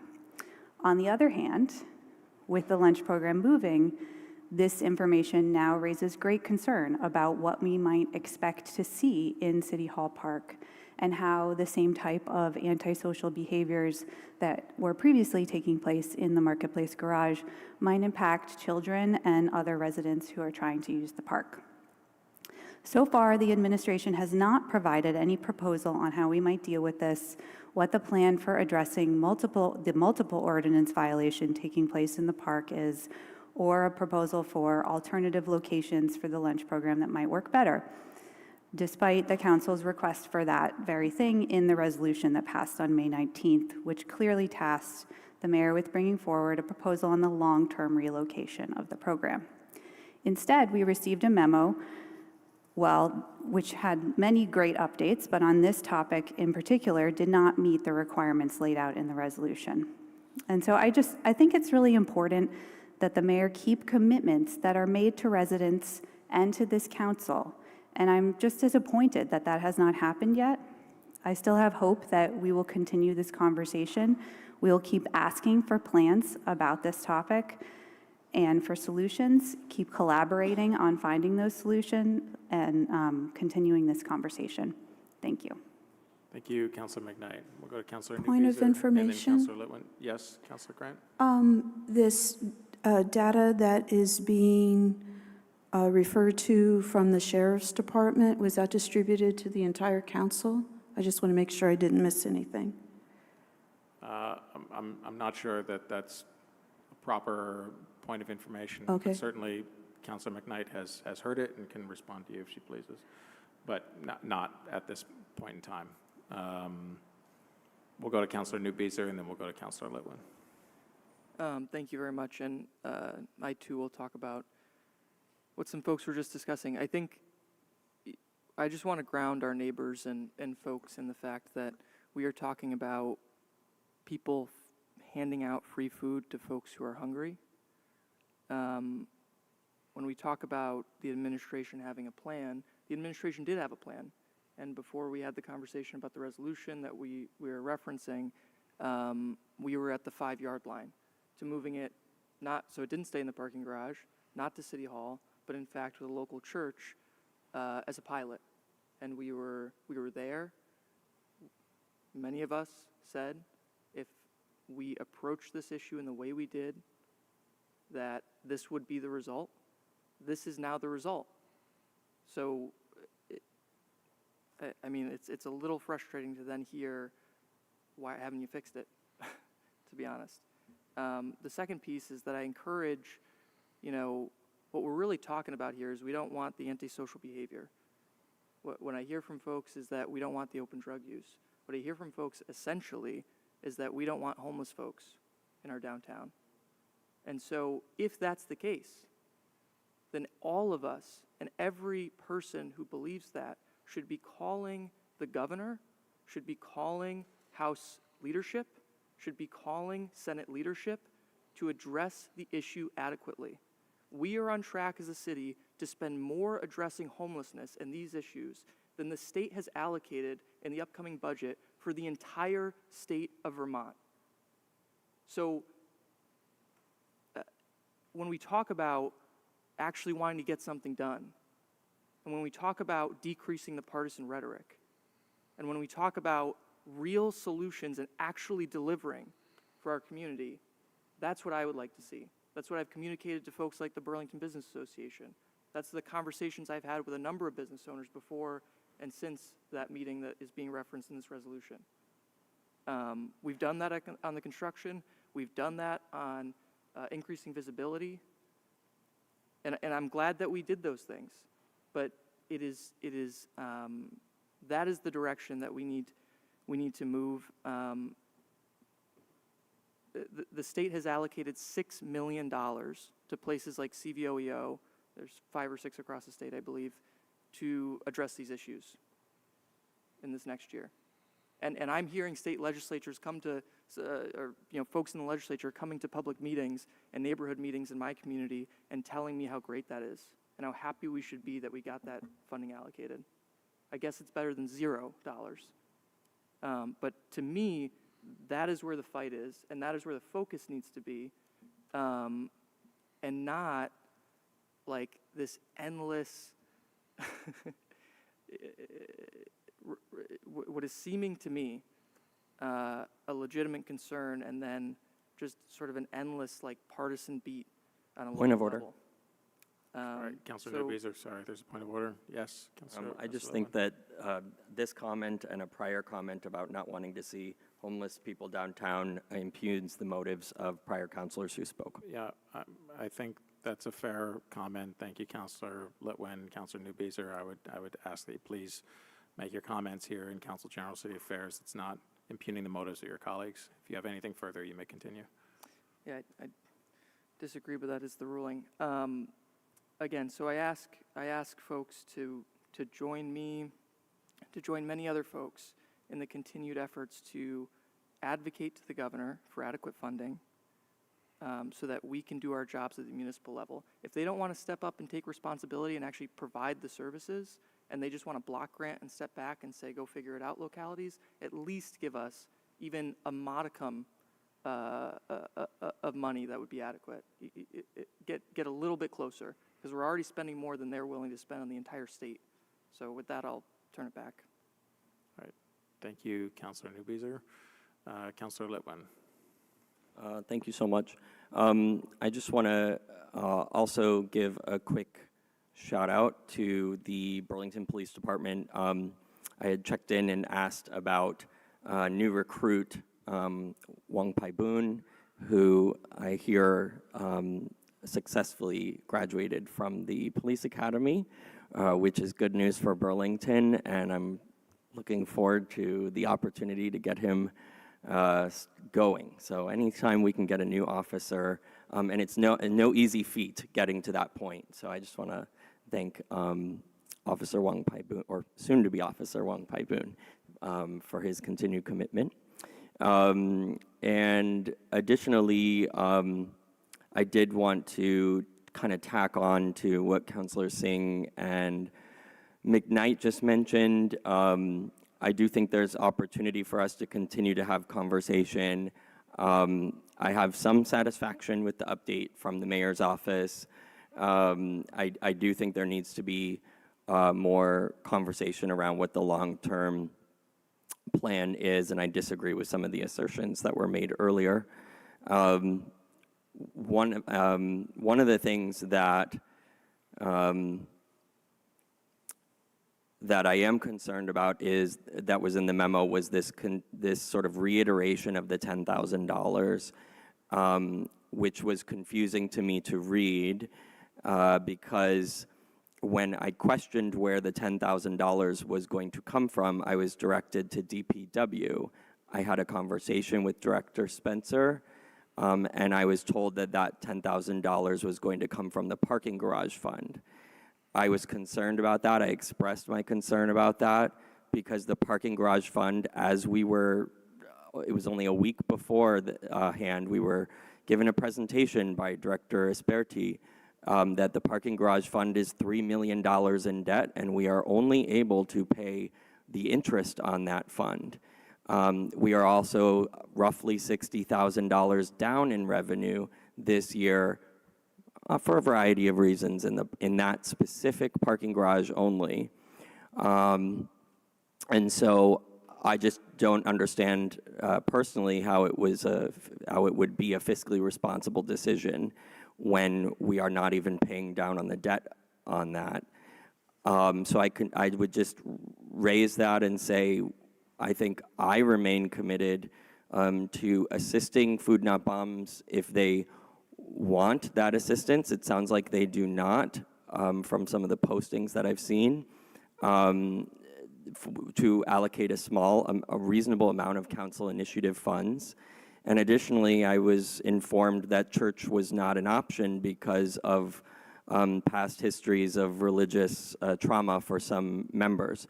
So I'm not sure where we go from here, so that's why I would hope that that the mayor's office is continuing to engage, which it sounds like she is, and I look forward to a future update that maybe has a little bit more of a roadmap. And I am done for now. Thank you. Thank you, Councillor Litwin. Councillor Broderick. Thank you. I just wanted to second the comments made by Councillor Newbeezer. Respectfully, this this game that not just Burlington, but all cities that experience these systemic issues, these issues of human dignity and human quality of life. The game that we play of relocation only for problems to show up somewhere else, and another relocation, and then the problems show up somewhere else, and then we relocate again, etc. I experienced this very early in my first year on the council in my own ward, where there were issues of congregations of unhoused people near the library. Those folks were displaced, and they moved to the, well, not even sure if it was the same people. I can't even say that. But then a congregation of unhoused folks appear at the corner of South Winooski and Buell Street. And I could name tens of more examples of this pattern. Just in Burlington, systemic problems require systemic solutions, so I appreciate Councillor Newbeezer speaking truth to power and focusing our anger with the suffering that folks in our city experience, where that anger needs to be directed, not at the people that are suffering, but at the people that allow that suffering to happen, which is our state and federal government. Thank you. Thank you, Councillor Broderick. I should note for the record that Councillor Kane is joining us online. There's only two councillors that haven't gone in General City Affairs, Councillor Kane, Councillor Schachter. Either one of you want to be recognized on this item? Okay. Well, thank you for the discussion. We'll now close that item, and we'll turn now to item 6, which is our consent agenda. Is there a motion to adopt our consent agenda as amended? Thank you, Councillor Bergman. Is there a second? Second. Second by Councillor Singh. Any discussion on that motion? All right, we'll go to a vote then. All in favor, say aye. Aye. Aye. Any opposed? That carries unanimously. That now takes us to our deliberative agenda, and item 7.1 is a resolution honoring Sandy Baird. This resolution comes with the co-sponsorship of the full City Council, but Councillor Bergman, I appreciate the effort that you put into this, and would be happy to recognize you first on this item. Thank you. And I'd like to move to waive the reading and adopt the resolution, have the floor back after a second. Thank you. Is there a second? Second. Thank you, Councillor Litwin. Councillor Bergman, the floor is yours. Thank you. This resolution, which is long, so I have not read it, highlights Sandy's life in a number of areas, but let me be clear, nothing could really do her justice. I mean, she was my friend and my comrade, and sometimes a real pain to me for 50 plus years. And she was really tough. She tried to get me to take her place as a paralegal at Waterbury State Hospital when we actually had a mental institution. And that was in 1975. And because she was moving up in her legal career, I could not do it. It was just too hard, but she did it for years. We tangled, Sandy and I tangled over politics, especially city politics, throughout most of the time, at least in the 80s. We were pretty united in the insurrectionary days of the 70s.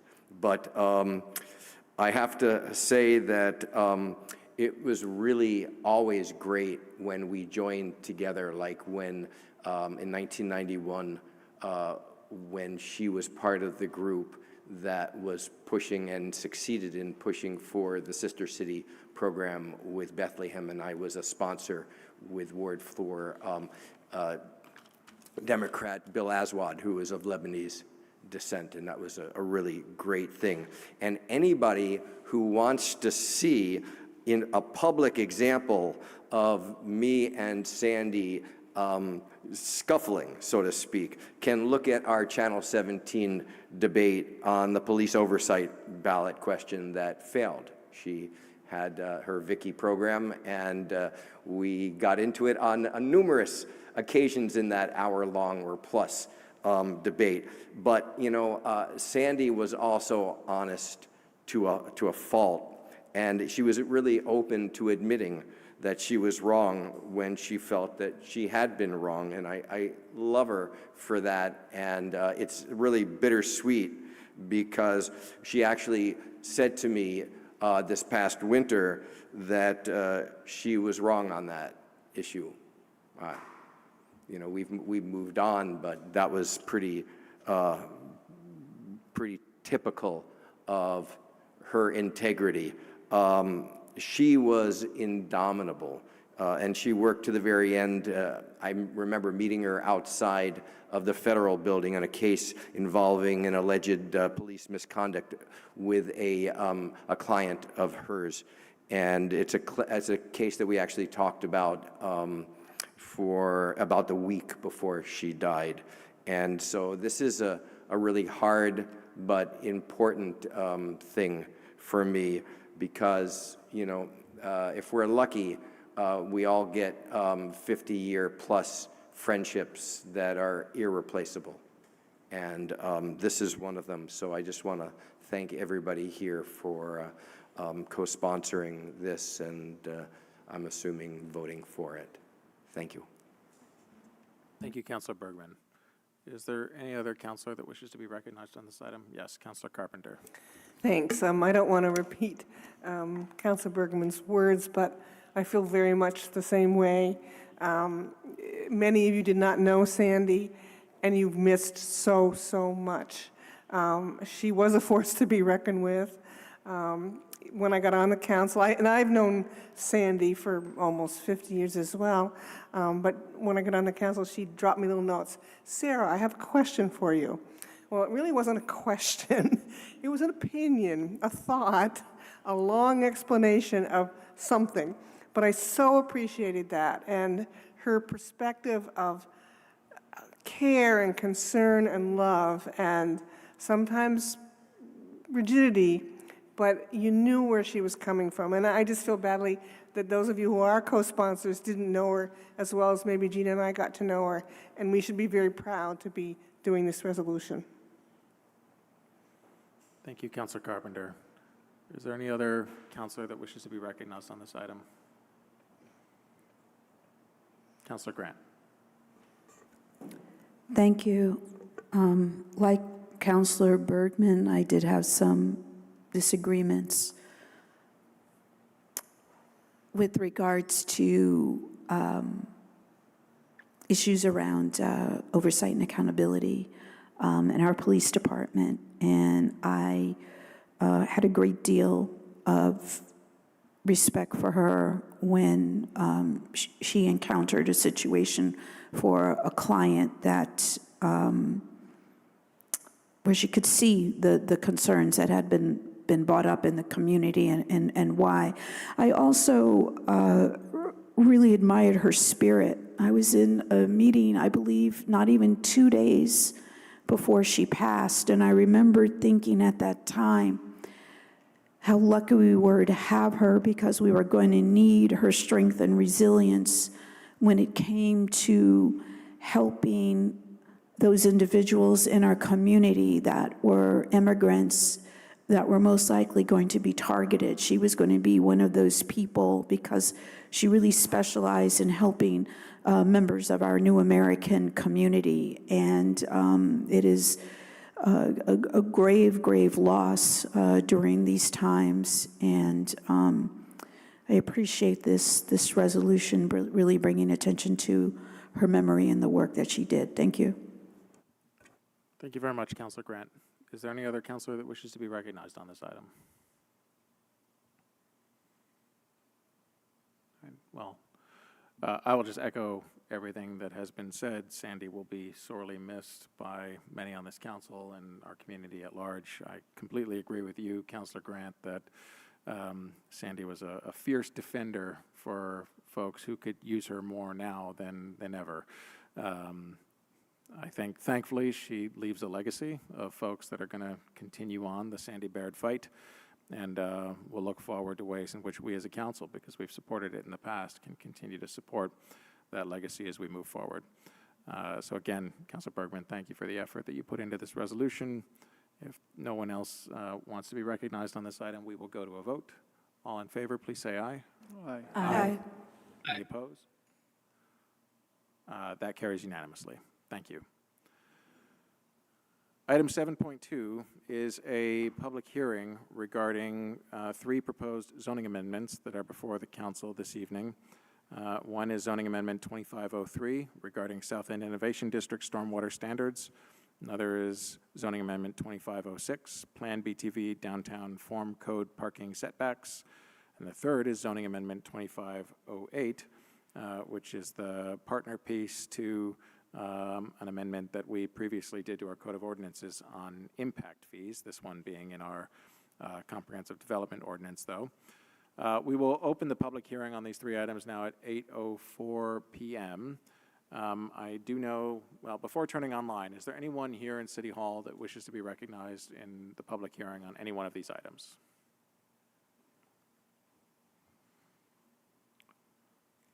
All right.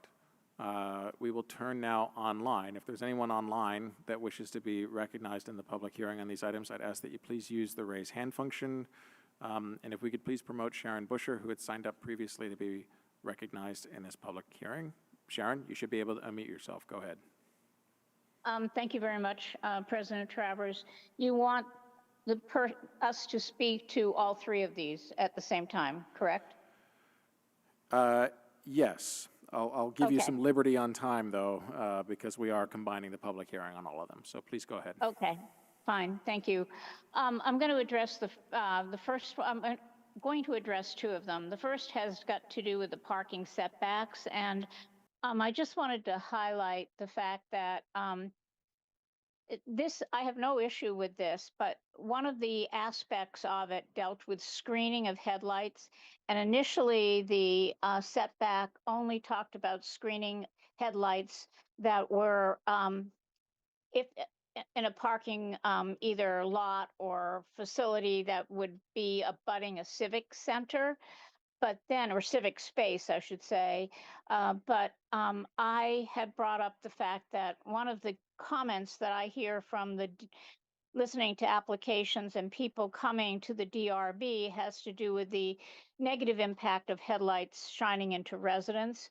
And so I brought that up. And fortunately, our past planning director, David White, was there for another reason, and he spoke in support of amending to include screening of headlights when they abut residential areas, not every residential structure, but residential areas. And so I'm happy that that is inserted into this ordinance that you're about to consider.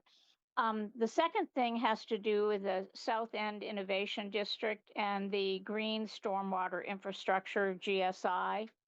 And certainly the memo and the understanding makes total sense that this area is difficult to accommodate that infrastructure. And I understand that. The ordinance also says that they're not abandoning that infrastructure and are going to encourage it. So my only real concern here is not to amend this, but I really feel that right now, I believe we have the expertise in-house to review an application and understand that it's impossible to meet those standards.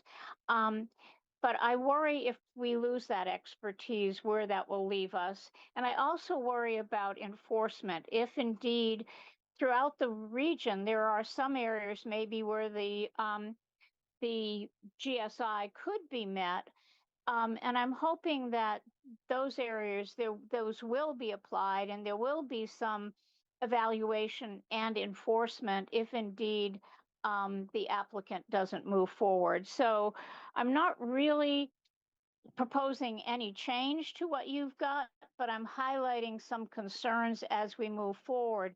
And I say this, and I know I made this comment during public forum, but I am worried about the workload of all the departments, especially DPW. They have their plate runneth over, and I'm worried that that as we add responsibility, and you mentioned it yourself, I believe, or someone on the council did, that without additional dollars to add staff to take on these responsibilities, this will be a hard task to meet. So I'm just stating all of these concerns as the council moves forward. And I do speak in support of both of these proposed zoning amendments. Thank you. Thank you very much. Is there anyone else online that wishes to speak at the public hearing on these 3 zoning amendments? If so, please use the raise hand function. I'll ask a second time, both here at City Hall as well as online. Yes,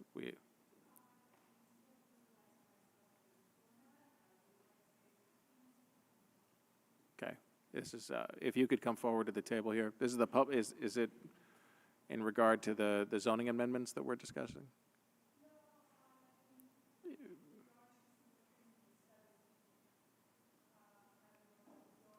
I'm sorry, your microphone's not on. No.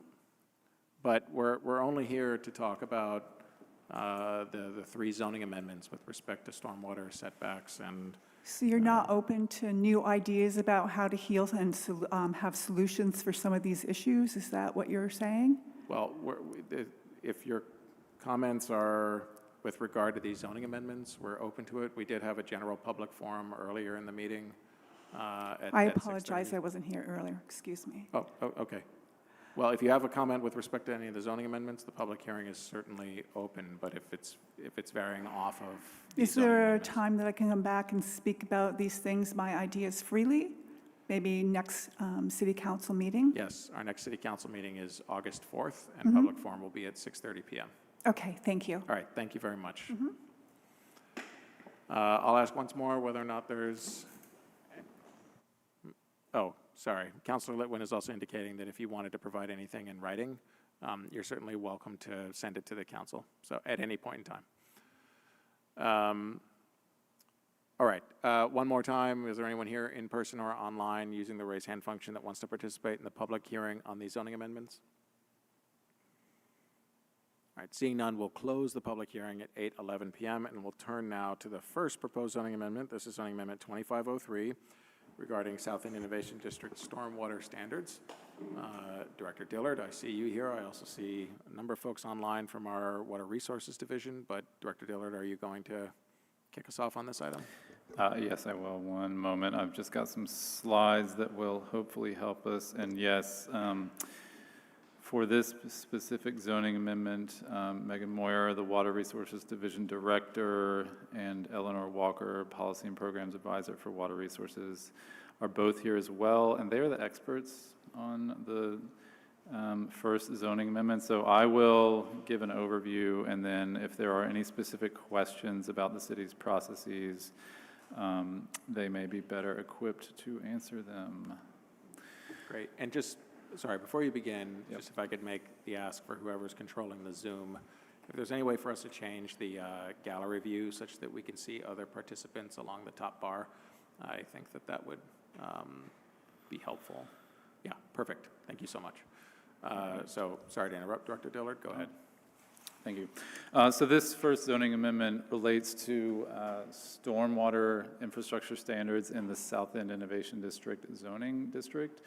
So background here for some of you who weren't on the council at this time. So in July of 2023, the SEID was established unanimously by the City Council, the goal of which is to promote a dense, vibrant, and highly sustainable development in this part of the city.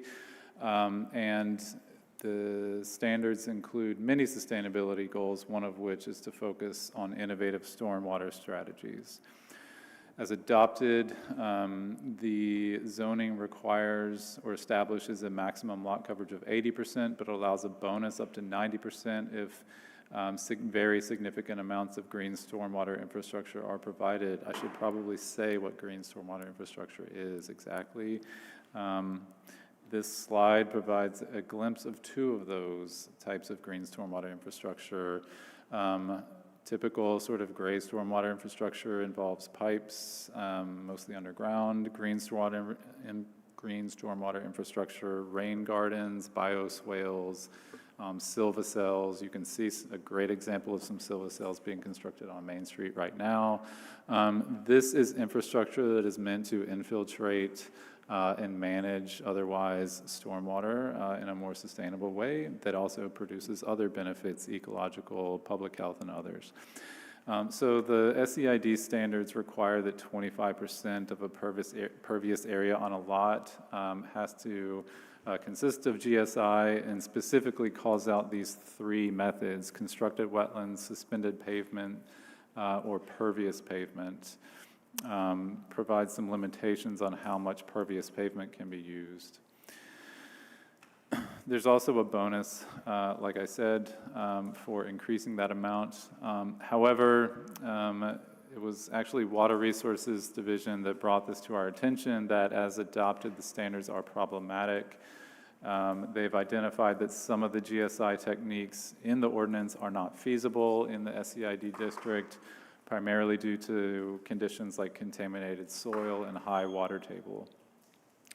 The Water Resources Division has actually been the catalyst for the amendment itself, but has been instrumental in educating us and the Planning Commission and ultimately the community about what strategies the city might take in next steps if this amendment is adopted. So this amendment would propose to change the purpose statement of the SEID to say that GSI is encouraged rather than required. It amends the table requiring that minimum amount of GSI, and also eliminates the language related to the bonus, the lot coverage bonus related to stormwater infrastructure. So the Planning Commission did say, and this is in a memo that was included in your packet, that as adopted, the standards don't take enough into account the site-specific variables and conditions here. They also stressed, Water Resources staff did, and the Planning Commission, that this is not a softening of the standards, but more a pointing to the existing Chapter 26 standards that I'll detail in a moment, and perhaps Megan and Eleanor can provide more detail on. And that allowing ultimately a more diverse application of these practices is the best way to achieve the sustainability goals of the zoning amendment. So Chapter 26 establishes minimum stormwater management requirements and erosion control measures to protect and safeguard the general health, safety, and welfare of the public, Lake Champlain and its tributaries. It does encourage green stormwater infrastructure and low-impact design. Article 3 in particular applies, makes sure that Chapter 26 is applicable to all development projects. And importantly, DPW-Water Resources staff works with project applicants to identify the most appropriate GSI best management practice for that specific site, given soil conditions, given water table conditions. So if adopted, our office just wants to make sure that this is not the end of the story here, that there are some measures that we can take immediately and over the next couple of years to ensure that ultimately the goal of the SEID's sustainability standards are implemented. The first relates to the South End Coordinated Redevelopment and hopefully a development agreement for that project. The pre-development agreement does call for the parties to work toward and identify opportunities for green stormwater infrastructure. We are doing that, and I can say that the conceptual plans for the streetscape and the private development that will be phase 1 do include some green stormwater infrastructure. The second is to expand upon a strategy that was first adopted in an addendum to the open space plan in 2018 that calls for the establishment of ecological design standards for development. This follows a model that many communities around the country and the world have taken in requiring more out of development in terms of ecology and sustainability. So this might be simply related to green stormwater infrastructure, or it may be more expansive and address other topics such as materiality, public health, even things like bird-friendly design guidelines and habitat creation. We will look to do that. I can say that the open space plan that is being updated right now and that will come to you soon includes an expansion and provision of more detail regarding these ecological design standards. And over the next year or two, we will work in the comprehensive planning process to engage the community on such standards and hope to hear from experts in terms of how we can formulate this process. Otherwise, the Chapter 26 standards are there today. They are strong. They are, in many cases, like the Act 250 and Act 81 work earlier, more rigorous than state standards, and Chapter 26 can be updated. This is just the language from the open space addendum. Don't need to repeat that. So to conclude, just bring up what this amendment does. And happy to answer any questions. And again, reminder that Megan and Eleanor are here as well. Thank you very much, Director Dillard. Before turning it to the Council, Division Director Moyer, is there anything on your end? I know we got a couple items that you're probably here for tonight, but anything you wanted to speak to on this item in particular? This is my pre-bedtime, kid bedtime item, and then I will return for a post-kid time, kid time. Yeah, just to emphasize what Charles is saying, you know, it was not until we had a project that was in this district that we tried to apply the standards, and they just unfortunately simply did not work. And we weren't able to figure out how to have a project move forward. And, you know, stormwater standards at their heart are an engineering performance-based standards, and how you meet them, there's a number of different ways to do it. Our conversation always starts with green stormwater infrastructure because we do believe that it provides co-benefits, but at the end of the day, there are some sites where green stormwater infrastructure can be extremely cost prohibitive and also in some cases not feasible. And we need to be able to look at each individual site and apply those tools from the toolbox as appropriate. You know, we're super excited to work with Charles on sort of this other concept where Burlington is able to apply what is a value proposition about what types of things we want to see and the amount of co-benefits that we want to require private development to have via the ecological design standards.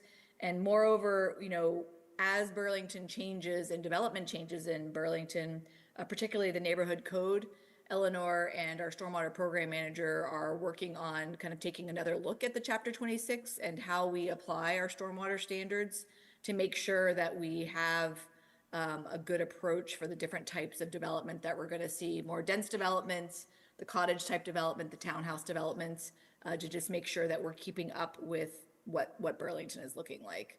So we have no concerns. We do not feel this is a softening of the standards. It kind of just, again, reverts back to us with needing to look at site-by-site characteristics. And then, again, trying to figure out with Charles if there's a way of additionally incentivizing people selecting green stormwater infrastructure over a different practice, because we do believe in those co-benefits. Thank you very much. And thanks to you, Eleanor, and your team, and of course, Director Dillard, you and the Planning Department's team as well on bringing these items before us. I'll turn now to the Council. Are there any counselors with questions or comments on the item? Or Councilor Bergman, are you ready on a motion? for it? I'm ready to do the motion whenever you would like it. Sure. Why don't we start with a motion? I see Councilor Okay. Newbeezer Yeah, here. Happy to give the floor back to you if you want it after a second. Otherwise, we'll go to Yep. Councilor Newbeezer. So I'd move to waive the reading and adopt the ordinance. This is a second reading. Thank you very much. And have the floor back briefly for after second. Great. Is there a second to that motion? I'll second. Thank you, Councilor Barlow. Councilor Bergman, the floor is yours. Yep, so we got fundamentally the same discussion at the ordinance committee. It was a, pretty extensive conversation, and I think that all of them have been covered. Thank you, Charles and Megan, for carrying this water. And it just makes sense. I think that we'll have to continue to look particularly at Chapter 26, which is really comprehensive, but as a result, it always has to be looked at with regard to the development of the city. But I'm confident that this will allow us to get the best stormwater at the greenest possible way, and also meet all of the density desires that we have for particularly the South End District. Thank you. Thank you, Councilor Bergman. Councilor Newbeezer? Thank you so much for all the work. I appreciate it. And every time we have discussions about anything related to zoning and planning, I'm immensely grateful that you work for the city and other folks work for the city, because this is complicated, jargony, hard to follow stuff, I think, for most of us lay folks, and it is really helpful. So I just want to make sure that sort of I'm understanding, and you can tell me if my summary makes sense, and if it doesn't, I want to know so I understand. We basically have this current set of tactics that are written down that are a little restrictive, not applicable now that we know more. We need more flexibility to do it properly, do it effectively in terms of stormwater management, and that we have existing protections under the Chapter 26 that we're not sort of watering down, unintentional pun there. Our practices around stormwater management and our commitment to taking care of the health of our lake. And then, in addition to those existing strong practices, which are probably better than most communities in the country, we're still trying to improve that by pursuing nature-based solutions, green solutions. Is that a fair summary? Yes, it is. Well, beautiful. That's all I got. Thanks. Thanks. Okay. Is there any other counselor that wishes to be recognized on this item? Attorney Sturdivant, I see you reaching for the mic. Yes, thank you. Just one thing I noticed, just to clarify with the motion, that there is a typo. The footnotes 6 has been removed. So just to clarify with the motion that you are directing the footnotes in the chart to correspond to the changes in the tracking. In other words, the 7 will turn to a 6 and the 8 will turn to a 7. Okay. Councilor Bergman, did you follow that? I did follow that, and I'm glad that we caught this here. And I think that the motion should be amended to reflect that, and hopefully the second will do that. I see yes. All right. I'll take that, Councilor Bergman, as a motion to amend as outlined here by Attorney Sturdivant. Assuming that is friendly to you, I'll go to Councilor Barlow. Is it friendly to you as well? Friendly, yes. Okay. Then the motion will be amended as suggested by Councilor Bergman at the suggestion of Attorney Sturdivant. With that, is there any other counselor that wishes to be recognized on this item? Yes, Councilor Carpenter.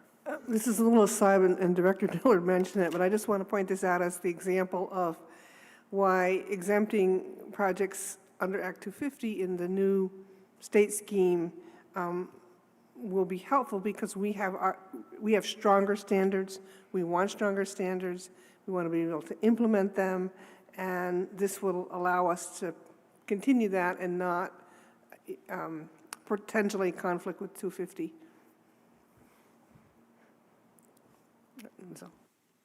Thank you, Councilor Carpenter. Is there any other councilor that wants to be recognized? Councilor Singh. Thank you, Council President. Just one quick question. Because we're, going away from the 25% minimum standard, I'd like to know for my own sake is where did the 25% standard, that we're able to amend that? That's the, the baseline where we started in 6. The 25% of a lot's pervious area has to utilize green stormwater infrastructure. It was typically our work starts with understanding what other communities are doing and, finding ratios that seem to work. We did work, this was now almost about 3 years ago when we were writing this standard, and we did work with, not enough, obviously, with some water resources staff on coming up with this standard, and ultimately I think 25% is pretty consistent with best practice. It's, related. We established the 80% lot coverage standard, which I believe is the existing, or it is the standard in the Enterprise Light Manufacturing District, which was the zoning district for the SEID. It still is. The SEID is an overlay over the ELM district where the lot coverage is 80%. So we didn't want to change that too much, and that allows for a pretty urban and dense development pattern. So 25% of that very sort of liberal allowance for lot coverage would have secured and will secure ultimately a good deal of pervious surfaces. And ultimately that's what it's about. I mean, we know that the SEID is surrounded by the Barge Canal, Inglesby Brook, and Lake Champlain. And so all of the water that is currently draining off that site today will ultimately infiltrate in a more healthy way for all of those water bodies and ultimately the people in flora and fauna in Burlington. So 25%, yeah, I mean, we'll make sure that in any ecological design standards we are consistent with current sort of patterns of development and making sure that any standards will promote that public health, will promote that habitat creation and ultimately clean water for the lake and Inglesby Brook and all the other streams in the city.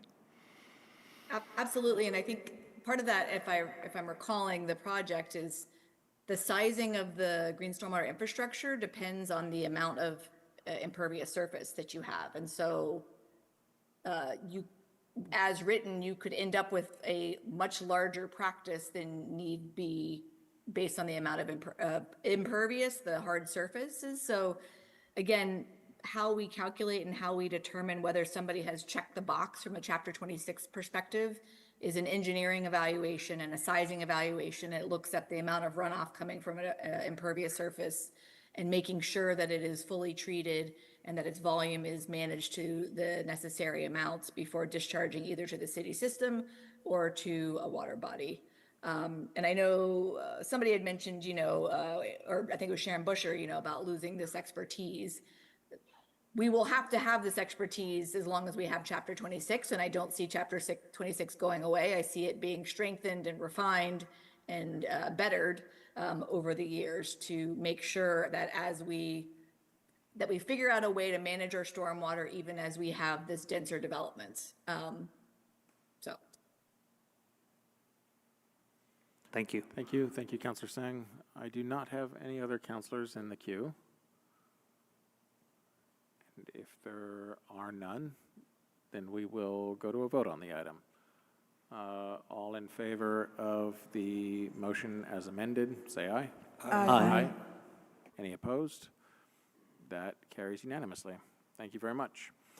Our next zoning amendment is item 7.4. This is zoning amendment 2506 regarding the PlanBTV downtown code parking setbacks. And Director Dillard, I suspect we're turning the floor back to you. Yes, also hopefully a brief presentation here. So the downtown code regulates parking, it establishes definitions for parking lots and parking areas, parking lots being a primary use and areas being sort of supportive of another primary use.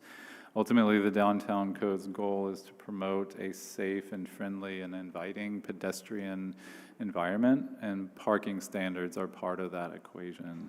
So it establishes setbacks, so distances from which parking can be placed from pedestrian areas, so sidewalks, but also between civic spaces and other sort of public realm components.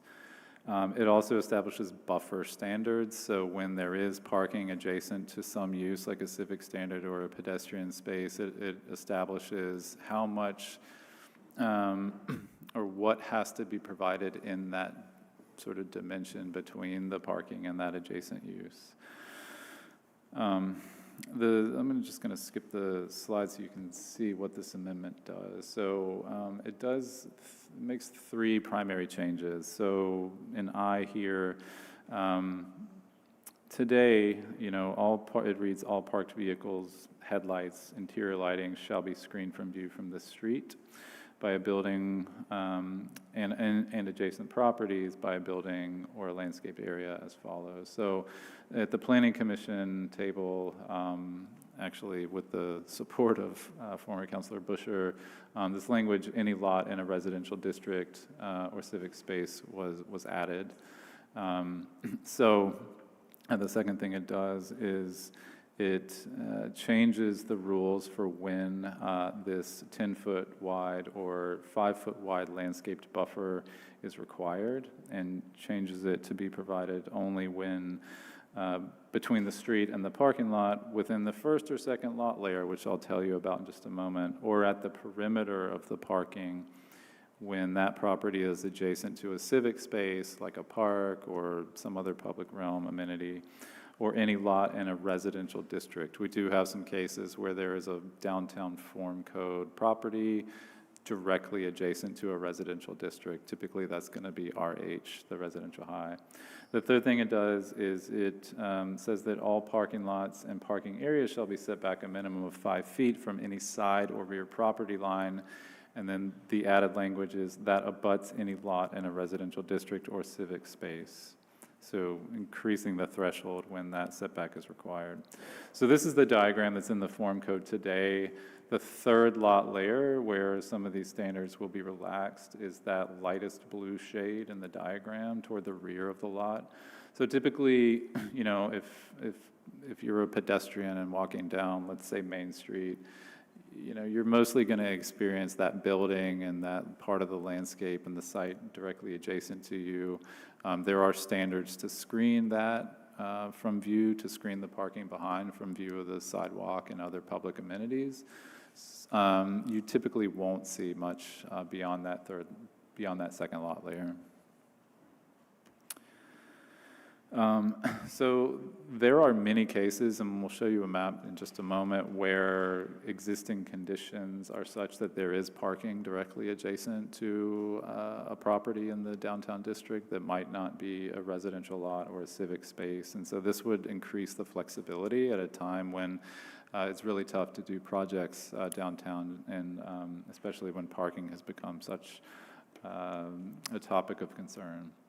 So this is just a map showing in blue the Form District 6 and red the Form District 5, which are the 2 downtown form districts, and the black outlines are lots in the downtown form code that already today have parking that is within that 5-foot setback. So you can see there's many, many parcels where there's already this case, and so, you know, if these properties were to come in for, you know, some kind of project, their existing parking condition may be compromised by the zoning standards. And so you can see there are cases, especially in Form District 5, where the adjacent lot is a residential lot. And so those standards regarding screening would still apply. So if there was a project proposed on one of those black outline properties in the red directly adjacent to a lot in the RH district, they would be required to provide that 10-foot landscape buffer or that 5-foot landscape buffer with a 3-foot wall to help screening and lighting.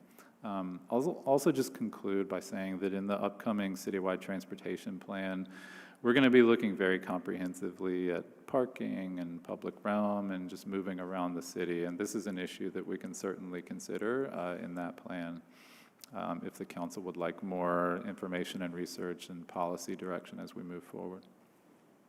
And that's it for this one. All right. Thank you very much. Is there any counselor that wishes to be recognized on this item? Counselor Bergman, I think we'll turn to you for a motion. Great.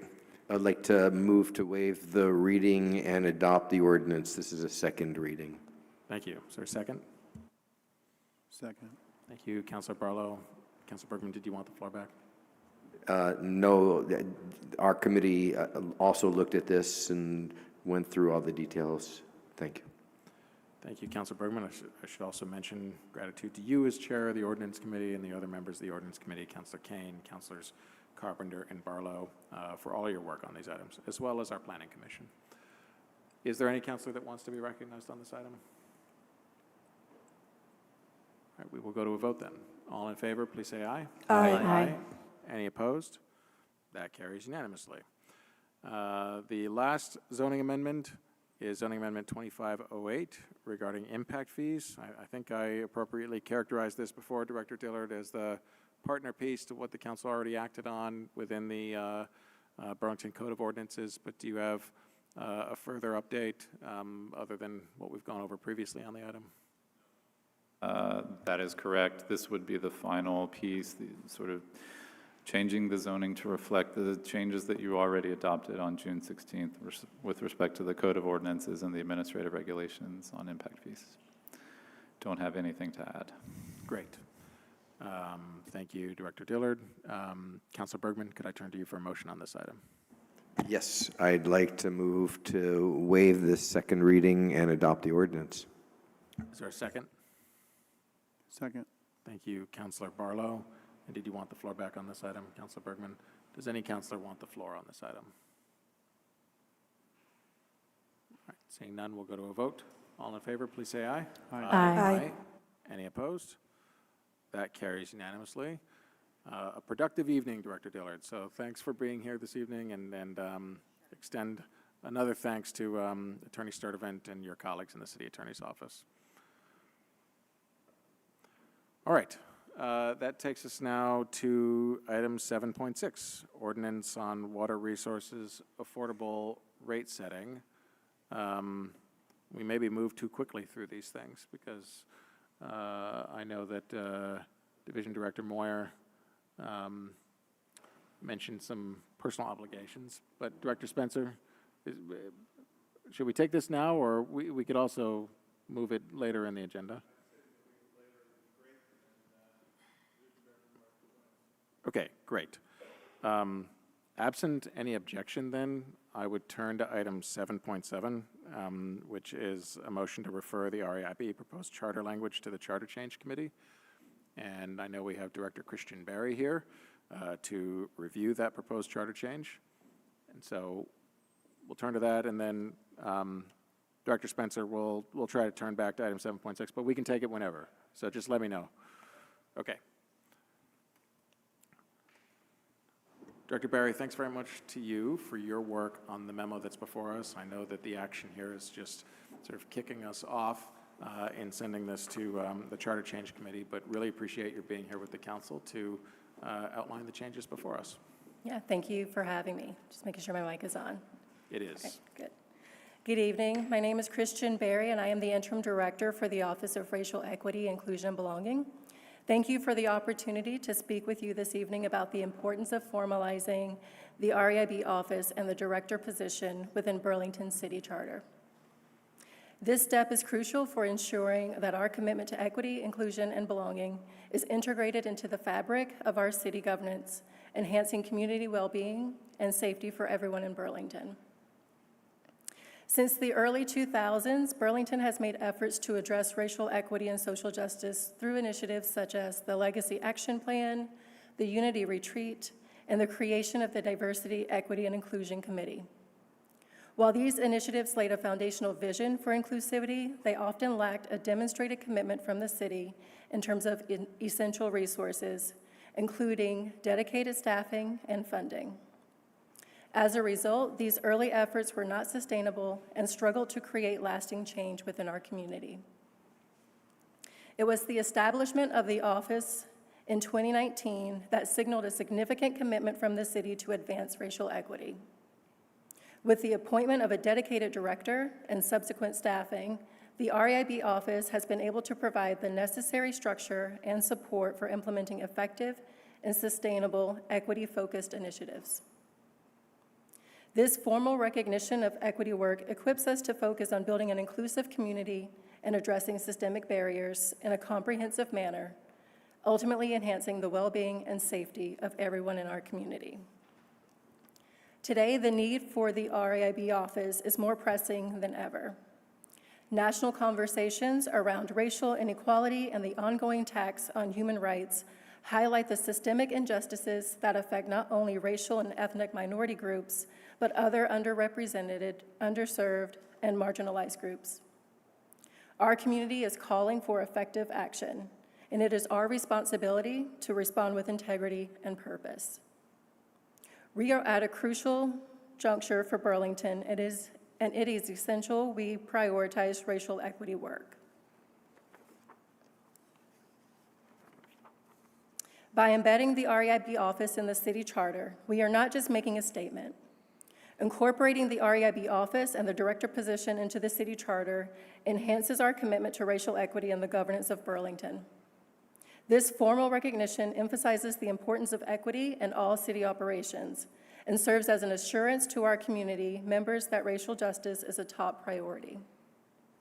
Moreover, the permanency of the office would create a structured approach to solving systemic issues, while providing the necessary resources and support to initiatives aimed at fostering an equitable community.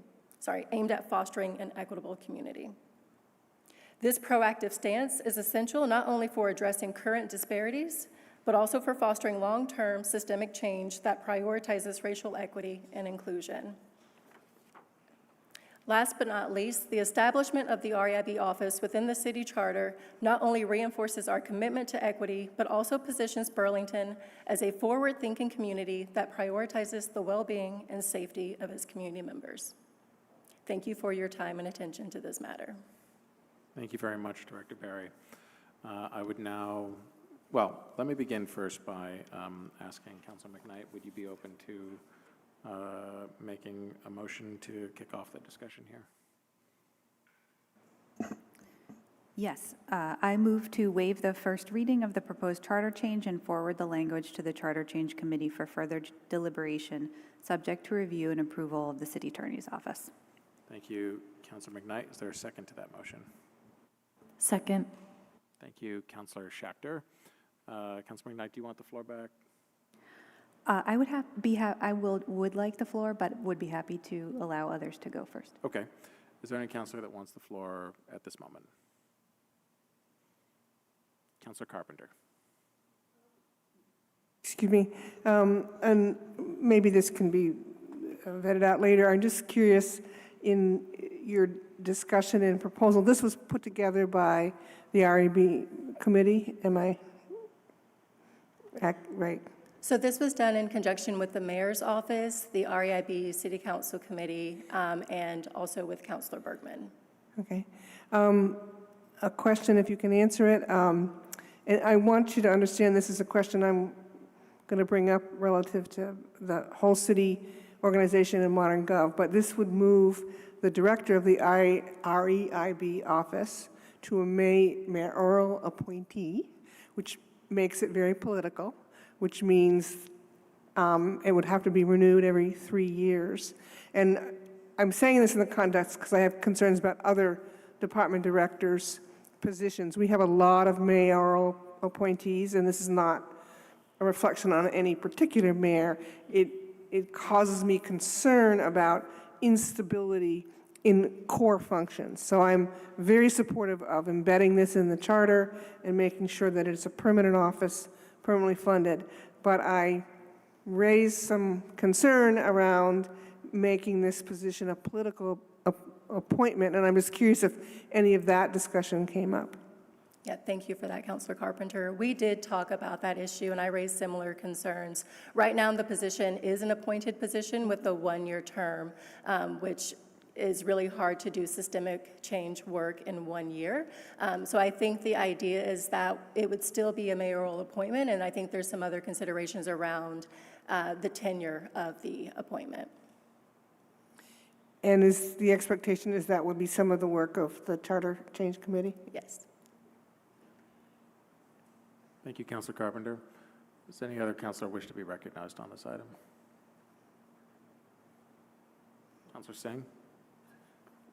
And then Thank you, Bergman. President Travers. Yeah, I've been on the council for a short time, and I've had the pleasure of serving on the REIB committee, and I want to thank Director Barry for her leadership for this and engaging community voices to bring this to fruition to the council. It is important work, and I have to echo what Councilor Carpenter said. You know, we don't want this to be political. This is an important aspect of who we are as a people. So I'm hoping that, you know, we take that into consideration as the Charter Change Committee, you know, takes this up.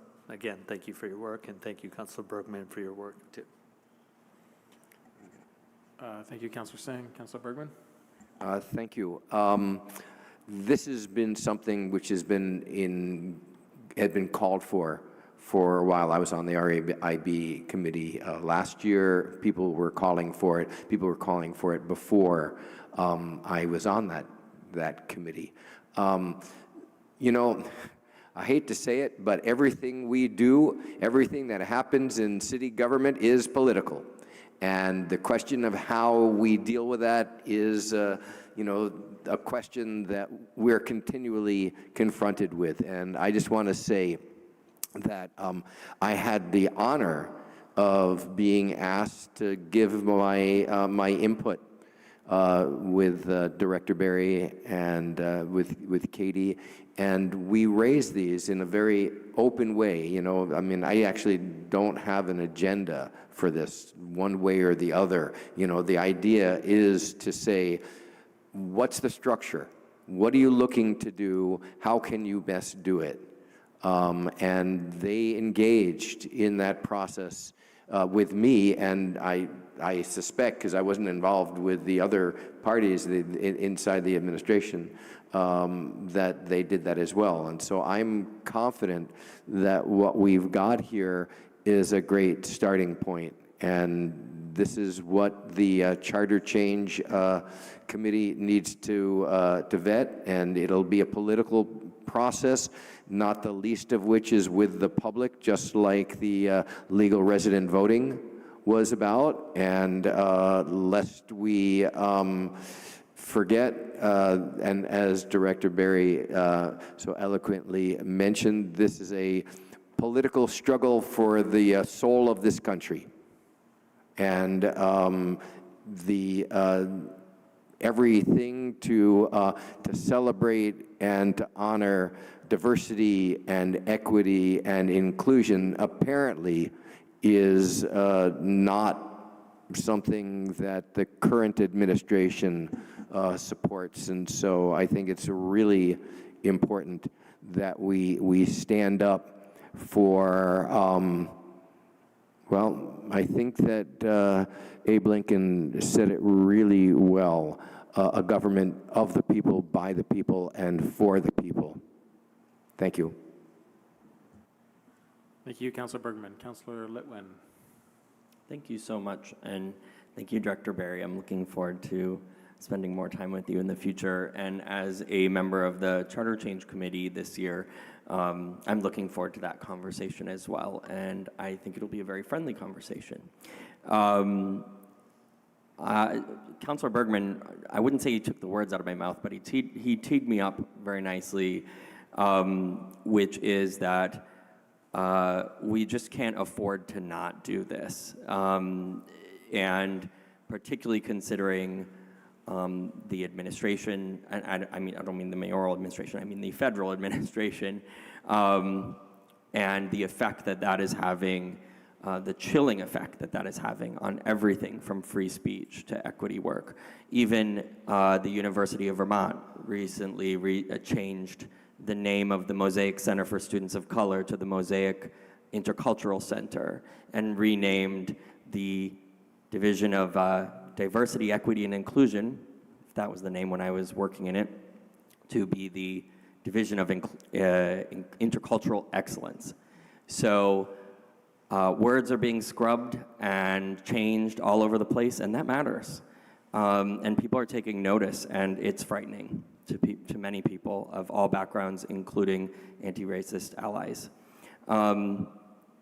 I would also say that this is long overdue, and to everyone watching from home and everyone who's been writing in letters, you're like a superstar, by the way, because we get so many letters about how wonderful you are, and I've had the opportunity to see that on recorded meetings as well.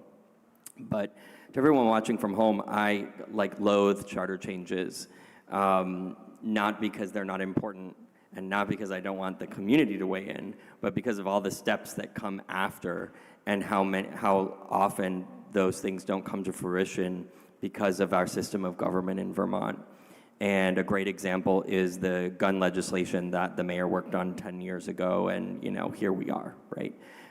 So to the public watching, if this is something that you support, if you want to see Burlington get to a point where our REIB director in office is sort of enshrined and protected in our charter, we will need you. We absolutely cannot, this council can't do this on its own. I'm out of time, I think.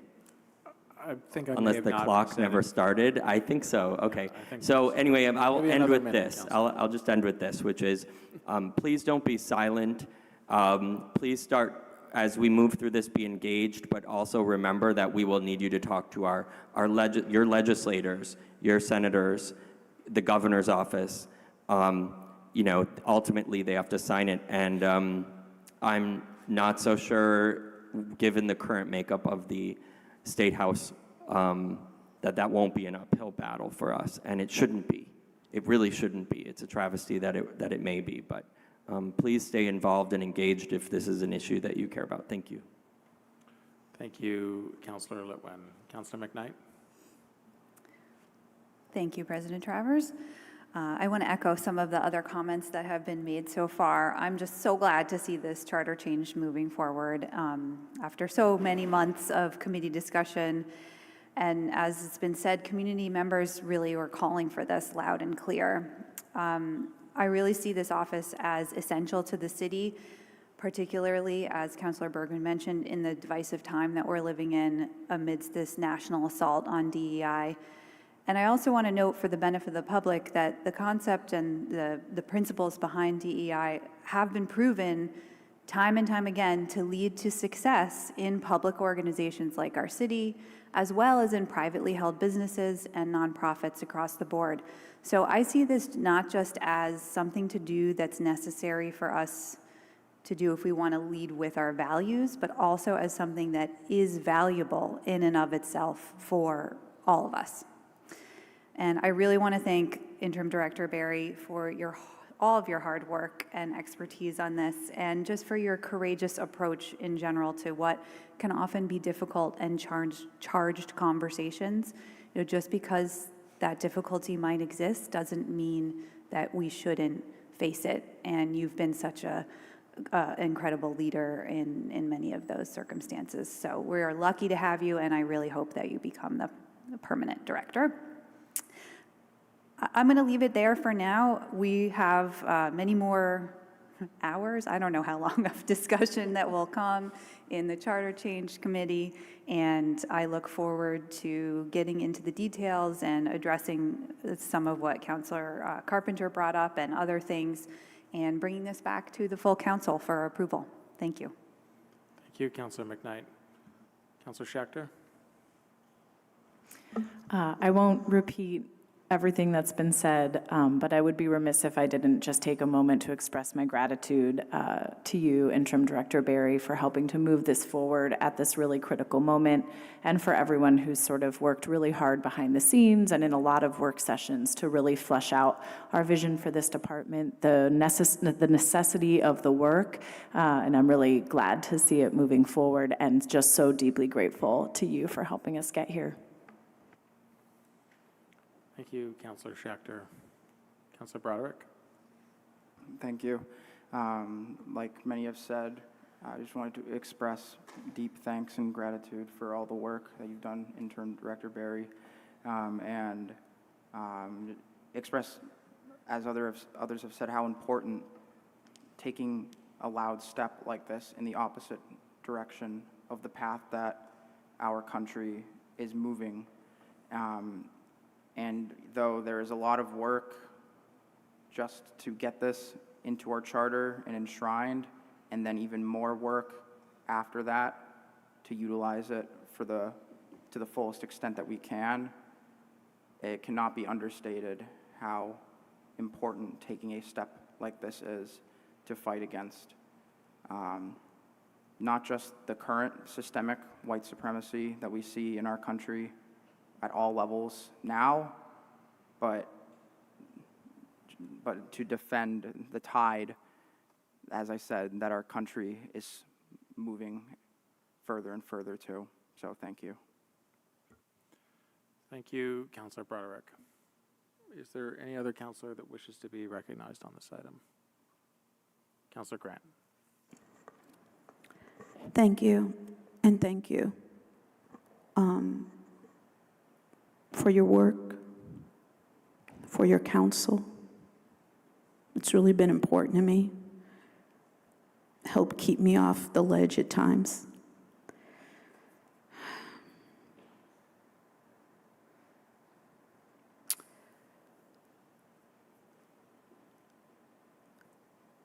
I'm pretty stunned by the concept that we shouldn't make this political, when everything around the creation of this department, the interference with the work of the department, the running out of town of previous directors has been overtly political. And it's something we should be ashamed of.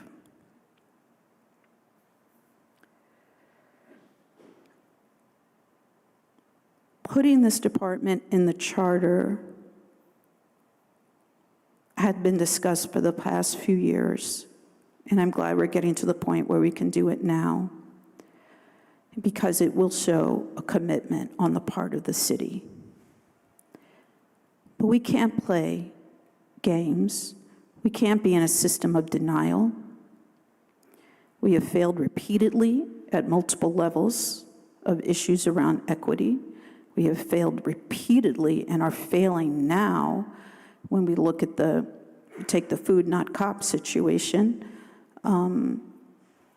We are failing members of our community who are in marginalized groups, regardless of their ethnic background, sexual preference background, their gender identity, whether they have a place to call home.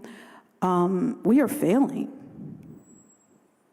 And we want to sit and say we don't want to make something political when it's been disgustingly political. The lack of understanding with regards to this, the lack of any internal introspection as to what our roles are in this environment is deeply troubling. We can talk all we want about what's happening at the federal level. The fact of the matter is it's happening in our city, and it's happened in our city for quite some time. We have failed at times on this council to act in a way that honors equity. We have failed in committees.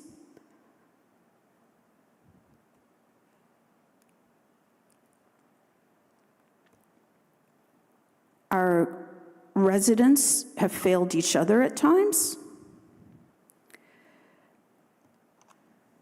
And for all the positive things that are happening around this, we have to be honest about our parts in creating an environment that endangers this department, that endangers this current director. And we're not. We want to say one thing, but we do something else.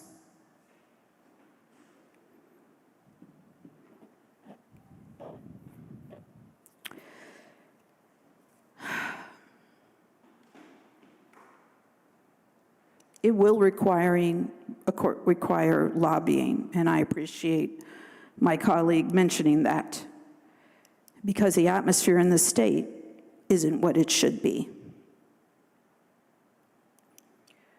We should probably start that lobbying, and we should probably start with our delegation, our legislative delegation, because I'm not sure they're all on board.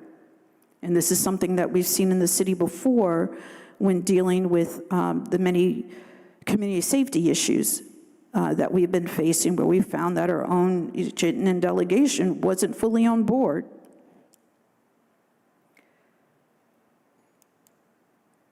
The divisiveness in the city is real. The divisiveness on this council is real. And the question is, what are we going to do about it? And thank you again, Director Barry. Thank you, Councilor Grant. And let me take an opportunity to thank you as chair of the REIB committee, as well as your colleagues on the committee, for all the work that you put into this item. Are there any other councilors that wish to be recognized on this motion?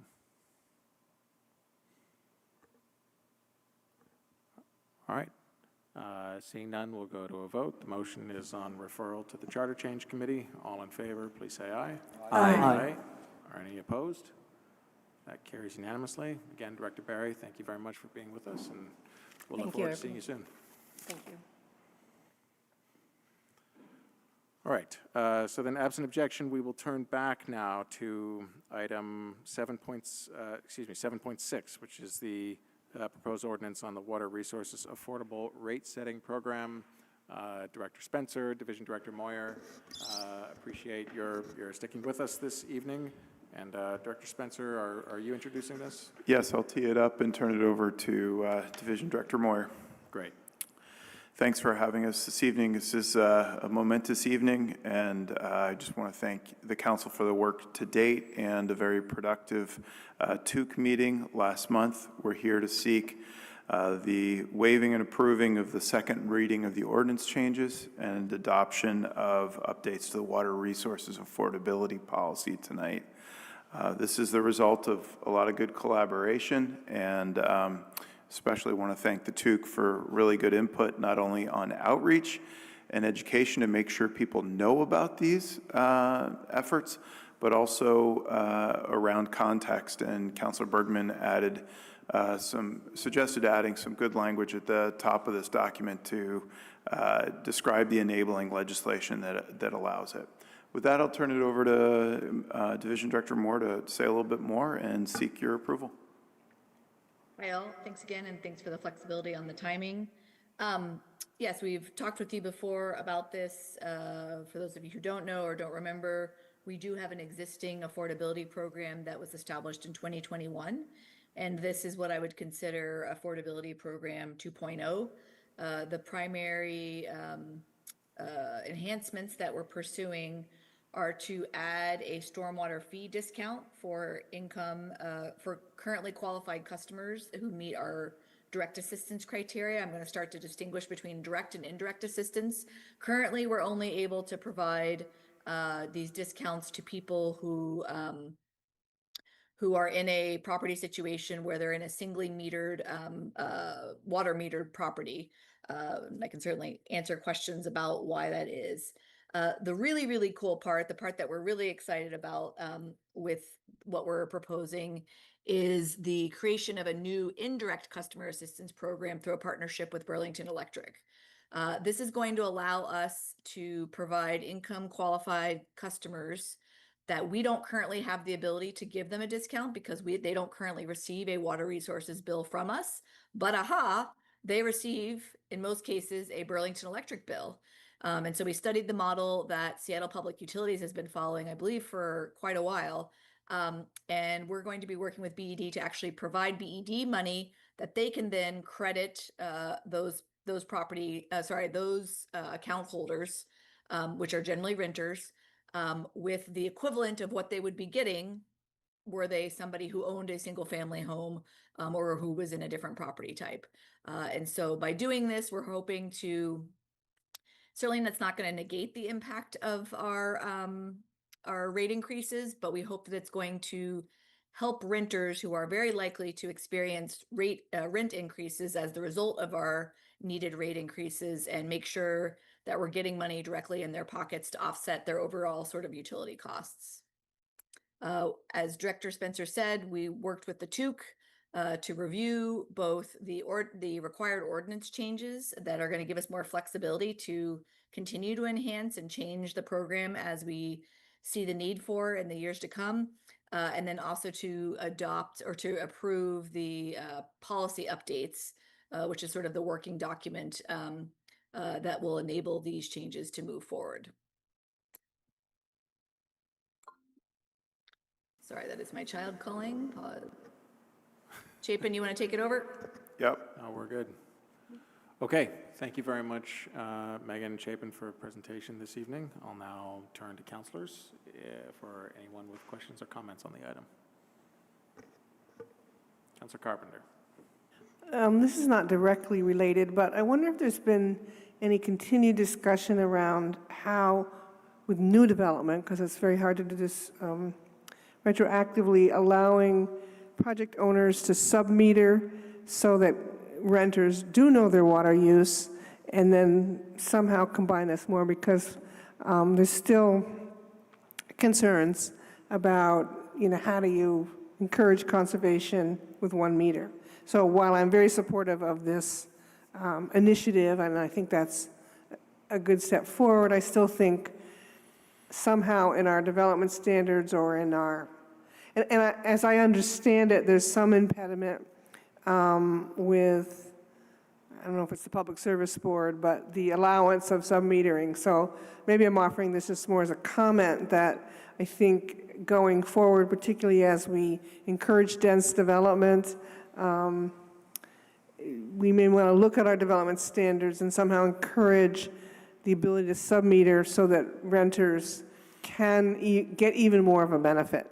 And understanding that sub-metering does not mean sub-billing, because that's difficult to do, but somehow there might be more direct ways that an owner of a building could pass on a discount if they knew one tenant was using more or less. It's good that you bring it up again. It's certainly on our big, long list of things that we're always looking for. One of the things we are working on, as some of you know from other things that we've mentioned, is trying to slowly move towards smart metering.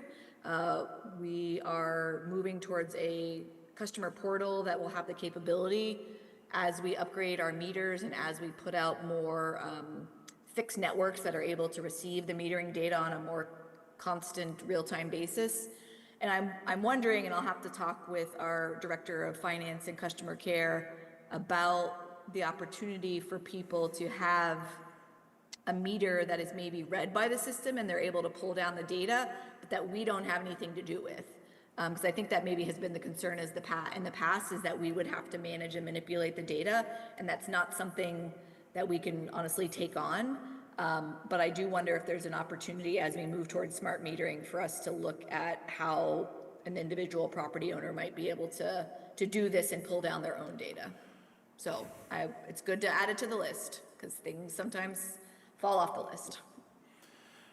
Agreed. We understand the desire here and the reason for it, and the smart metering technology that we're looking to move towards certainly will give us a lot more functionality, and that is one of the elements when we put it out to bid and look at the criteria of what functionality we need, that this is one area we'd like to incorporate. Thank you. Thank you, Councilor Carpenter. Are there any other councilors that want to be recognized on this item? All right. Councilor Barlow? I just want to appreciate the hard work that Division Director Moore and others put into these RAP enhancements, and I look forward to the additional indirect measures that'll come through the partnership with BED. I think that'll be really important to get more people using or getting benefit from some of the affordability programs. Thank you, Councilor Barlow. Councilor Bergman, as this is an ordinance committee item, could I turn to you as chair of the ordinance committee?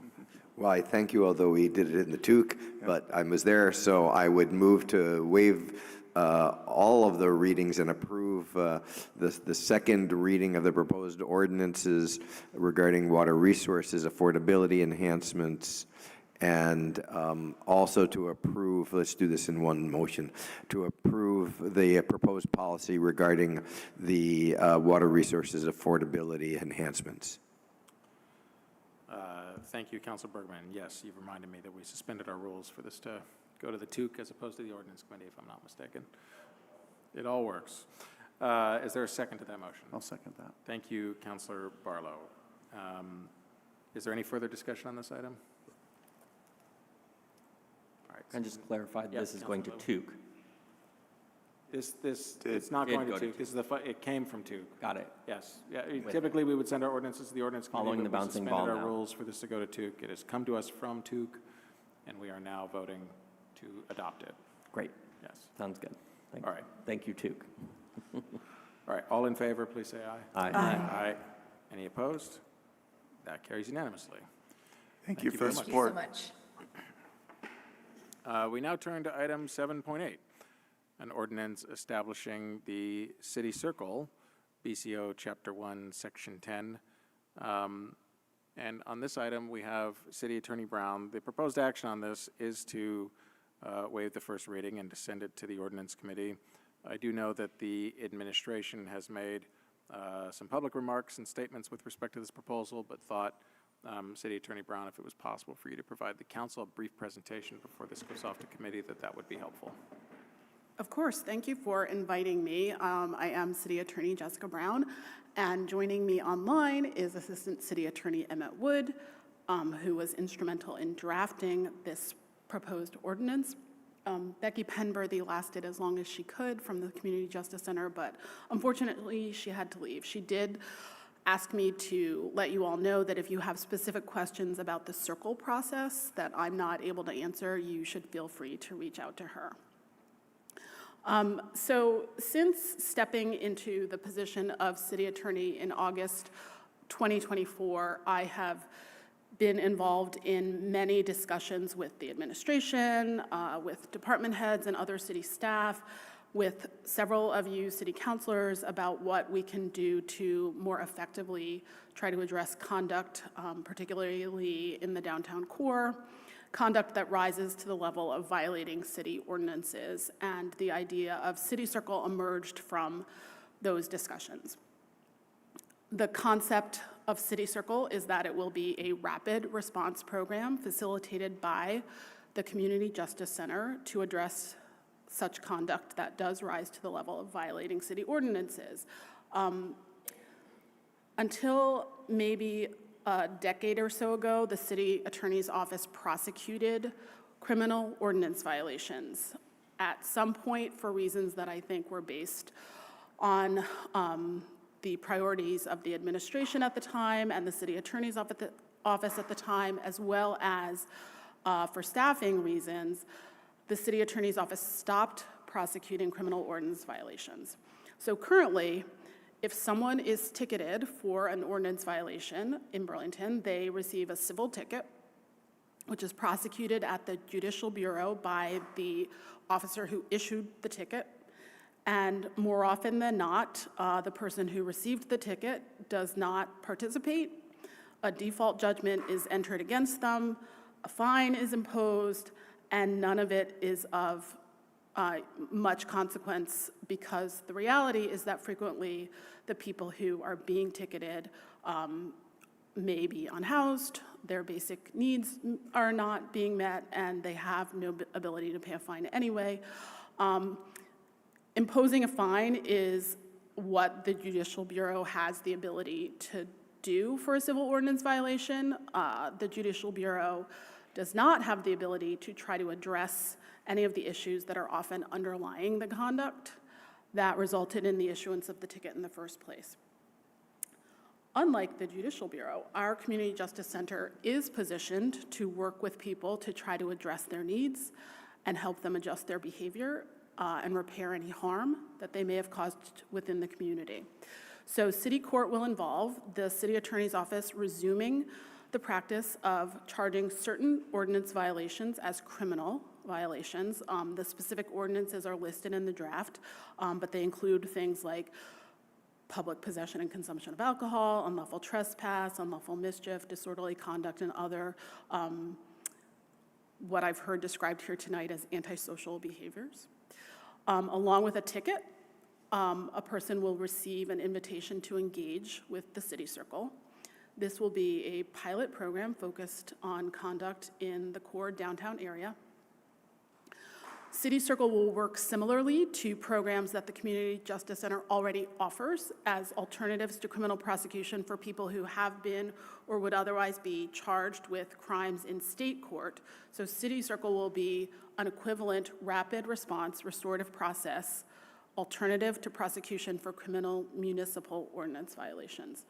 And the hope is that when someone is charged with a criminal ordinance violation and given an invitation to engage with City Circle, that they will come to City Circle open to discussing any harm that their behavior has caused, as well as discussing what supports they need to be able to take accountability and try to change any harmful behavior.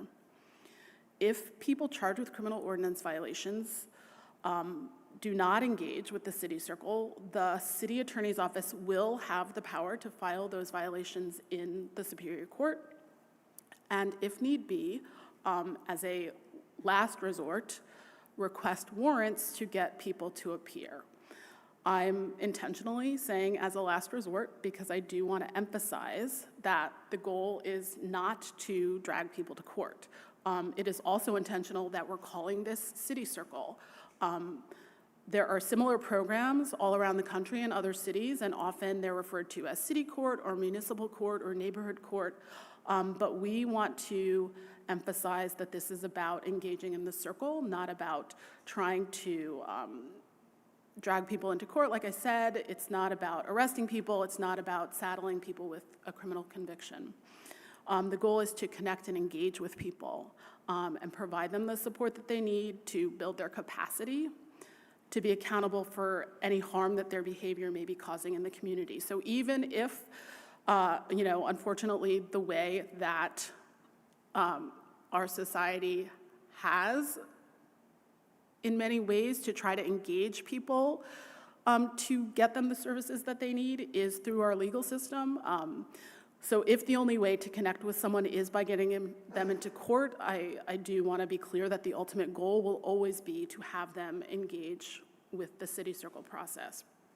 So on tonight's agenda is the draft ordinance to establish the City Circle. And if it is referred to the Ordinance Committee, it's my understanding that they will start working on it this week at their July 17th meeting. They also have a meeting scheduled for August 1st if they need more time, but our hope really is that the ordinance will be back before the full council for a second reading and a vote at the August 4th council meeting. And if the ordinance passes at that time, it would take effect by September. I want to mention that in addition to getting some helpful input and insight from Councilor Bergman based on his experience when he worked in the City Attorney's Office, I have also already, Emmett and I have already had 2 meetings with staff from Vermont ACLU to explain the City Circle concept to them. I've shared the draft ordinance with them. I've invited their feedback directly to me, as well as, of course, their participation in public forum at any of the upcoming meetings at which this ordinance will be on the agenda. And while this ordinance is going through the committee process, the Community Justice Center, Becky, will be working on the infrastructure of the circle, including setting a regular time and location for the circle and recruiting and training community members to participate in the circle. And like I said, Becky is happy to, if you have questions about the process, I can certainly try to answer them, but she's the expert, so if I can't, you should feel free to reach out to Becky. But for now, I'm happy to take any questions. Emmett is online to take questions as well, so I'll turn it over to you. Thank you very much, Attorney Brown and Attorney Wood, for your work on this. Are there any counselors that have questions or comments at this point in time? Counselor Carpenter. Thanks. I'm very supportive of this, and it's really intriguing, and I hear you say it's a pilot, but I am somewhat concerned about resources, particularly in your office and the CJC. So how are we going to manage that aspect? I mean, let me sort of walk through how I see this working. You know, the police already issue tickets. Right now, they're civil tickets. And I'll note as well that probably a good comparison, although it doesn't, a good comparison is an existing program in the Community Justice Center for noise complaints, right? So those are civil tickets. Someone receives a noise complaint ticket, and they, at the same time, receive information about an alternative program to resolve the ticket without paying the full, like it helps you get your fine reduced and that sort of thing. And it does involve engaging with the Community Justice Center. So at that first stage of issuing the ticket, the police would do a similar thing as they do for the noise program, which is that they would provide information about City Circle. So part of what the Community Justice Center will be doing to stand this up is recruiting volunteers. Like volunteers are a huge part of the Community Justice Center's ability to do restorative panels, like what City Circle will be. And I don't want to commit Becky to anything specific, but for a program like this, which is specifically intended to address the harms in the downtown area, I anticipate that she'll be trying to recruit people who are impacted here in the downtown, including business owners, and, you know, hopefully someone from BPD will be a regular participant on the panel and that sort of thing. So just in terms of staffing resources for the CJC, I want to note that this will not just, you know, there will certainly be CJC staff who are involved in facilitating and standing up the circle process, but it will also involve a lot of volunteers. And, you know, honestly, in my office, the hope is that if this process is working, it won't involve a lot of additional work for us because the cases will never be going to court, ideally, right? So if they have to, you know, if that is a step that we have to take in a particular case, Emmett is going to be our courtroom attorney. And we're just kind of, I mean, part of the reason I call this a pilot is because we are going to have to see, you know, over the first 6 months to a year, like how robust a program is this and how much time is it taking. It's really hard to predict right now. But that's how we're going to approach it to start. Thanks. Thank you, Councilor Carpenter. Thank you, Attorney Brown. Is there any other councilor that wants to be recognized on this item? Councilor Bergman. Hi. Hi. Thank you. I really appreciate this effort. You'll notice in our ordinances reference to restorative justice already as a possibility of waiver. The noise ordinance was mentioned as one thing. I found that in my former life as a prosecuting attorney to be really effective as a way to get people to make behavioral changes. I will do my best to get this back, but just in my quick read of this, it's not clear to me that we'll be able to get through it in this on Thursday. I mean, we're going to take it up. It's going to be a big thing, but it's quite possible that we're going to have another meeting, and it will be, there are some nuances in the way that it's been drafted that that lead me to say that it'll be very helpful. We had one comment tonight that we're going to need to deal with. It will be very helpful to have the ACLU be participants in this. Last term, we had issues related to ordinances that we had controversy on, and the ACLU weighed in, and it'll be important for us to get them. So, and everything that you can do to get them to comment about this and be engaged in that, Attorney Brown, it would be exceedingly helpful to me and my committee. And we will take it up and hopefully bring it back as absolutely soon as we can. Speaking of which, Councilor Bergman, could I ask for a motion from you to refer to the committee? And then Can I ask a quick question? we'll come back to you after we get the motion. Okay. I would move to waive the first reading of the proposed city circle ordinance and refer it to the ordinance committee for review. And just note that in the draft, the only thing that is underlined, which is the indication of new language, is the tagline on the new section B, but it's actually the entire section that that is new. And just so both the public and the council knows, all of that should be underlined. So when we have it underlined coming back, it's not a change from what actually has been proposed, assuming that we were to just bring it back as written. Thank you. Is there a second to that motion? Second. Thank you, Councilor Grant. So Councilor Schachter, happy to turn to you now, and then we'll turn to Councilor Broderick. Thank you so much for this presentation, for the work that's gone into this. I'm excited to see this taking shape. I had a question, and it's in regards to what Councilor Bergman was just mentioning about the public comment tonight. If I heard it correctly, and I may not have fully grasped what that person was saying, in the event of failure to attend a city circle, the potential punishment is, I think they were saying, is harsher than what we currently do today.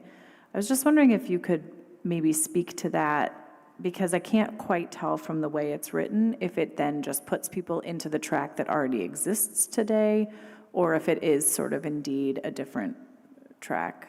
Thank you. Criminal penalties are more harsh, to use, I think the word you used, but are more severe, certainly, than civil penalties. Civil penalties are only financial, typically. There might be some other, what we would call additional consequences, but not incarceration, right? So that's the primary difference, right? That criminal convictions typically can involve a period of incarceration. Like I said in response to Councilor Carpenter's question, this program will be its most successful if Emmett never has to file a criminal violation in court because everybody engages in the circle process, right? I may not have articulated this, but typically, even in the diversion programs that the Community Justice Center already offers in criminal cases that go to state court, or that are prosecuted, I should say, by the state's attorney's office. Police departments throughout Chittenden County have the option of referring cases to the Community Justice Center without even charging them. Alternatively, if they are charged, the state's attorney's office can decide to refer them to the Community Justice Center before prosecuting them. And even in some cases, a case can go through can be prosecuted, and in the end, a referral to the Community Justice Center might be part of the resolution. So there are a lot of stages for what I call off-ramps from prosecution, and that would be the intention in this program. So even, for example, if someone did not, if Someone got charged with a criminal ordinance violation on Saturday and was told, come to City Circle on Monday, or else this is going to get filed in court. If they didn't show up for court on Monday, we could file it in court, or we could probably say to a police officer, can you go find this person and tell them to come to city court? Like, that's truly how I think that this can work, because we kind of know the population of people who are having the most engagement with the police right now over this type of behavior. So anyway, if it got to the point where we filed a violation in court, that would really, frankly, just be an effort to try to make contact with the person and use the court to basically make them have to appear. But once they do, we can then refer them to the City Circle or to one of the other programs that the Community Justice Center already offers. Does that answer your question? Yeah, thank you. Very helpful. Thank you. Councilor Broderick? Thank you. Thank you for both of your work on this. I think it is a good idea in concept, but my concerns match the question that Councilor Schachter made and the comments made in public forum. So I would ask that y'all and the ordinance committee look at that failure to attend clause in terms of what was mentioned. I would love it if you could send the ACLU feedback when that comes to the whole council, because that would help me a lot. And hearing your answer to Councilor Schachter's question does help me out and sets me a little more at ease. But I still would need to do more research and get a little education on what the shift from civil to criminal entails, because if without that context, I am seeing like a year in prison for having alcohol. And I know that's not the goal, absolutely not the goal. And I agree with the mission that finding people who cannot even afford food is nonsensical in my opinion. So there has to be a different way to do it. So I appreciate this coming to us. But yeah, I just wanted to ensure that the committee is heeding the words of what we heard in public comment. So thank you. Thank you, Councilor Broderick. Are there any other councilors that wish to be recognized on this motion? Councilor Grant.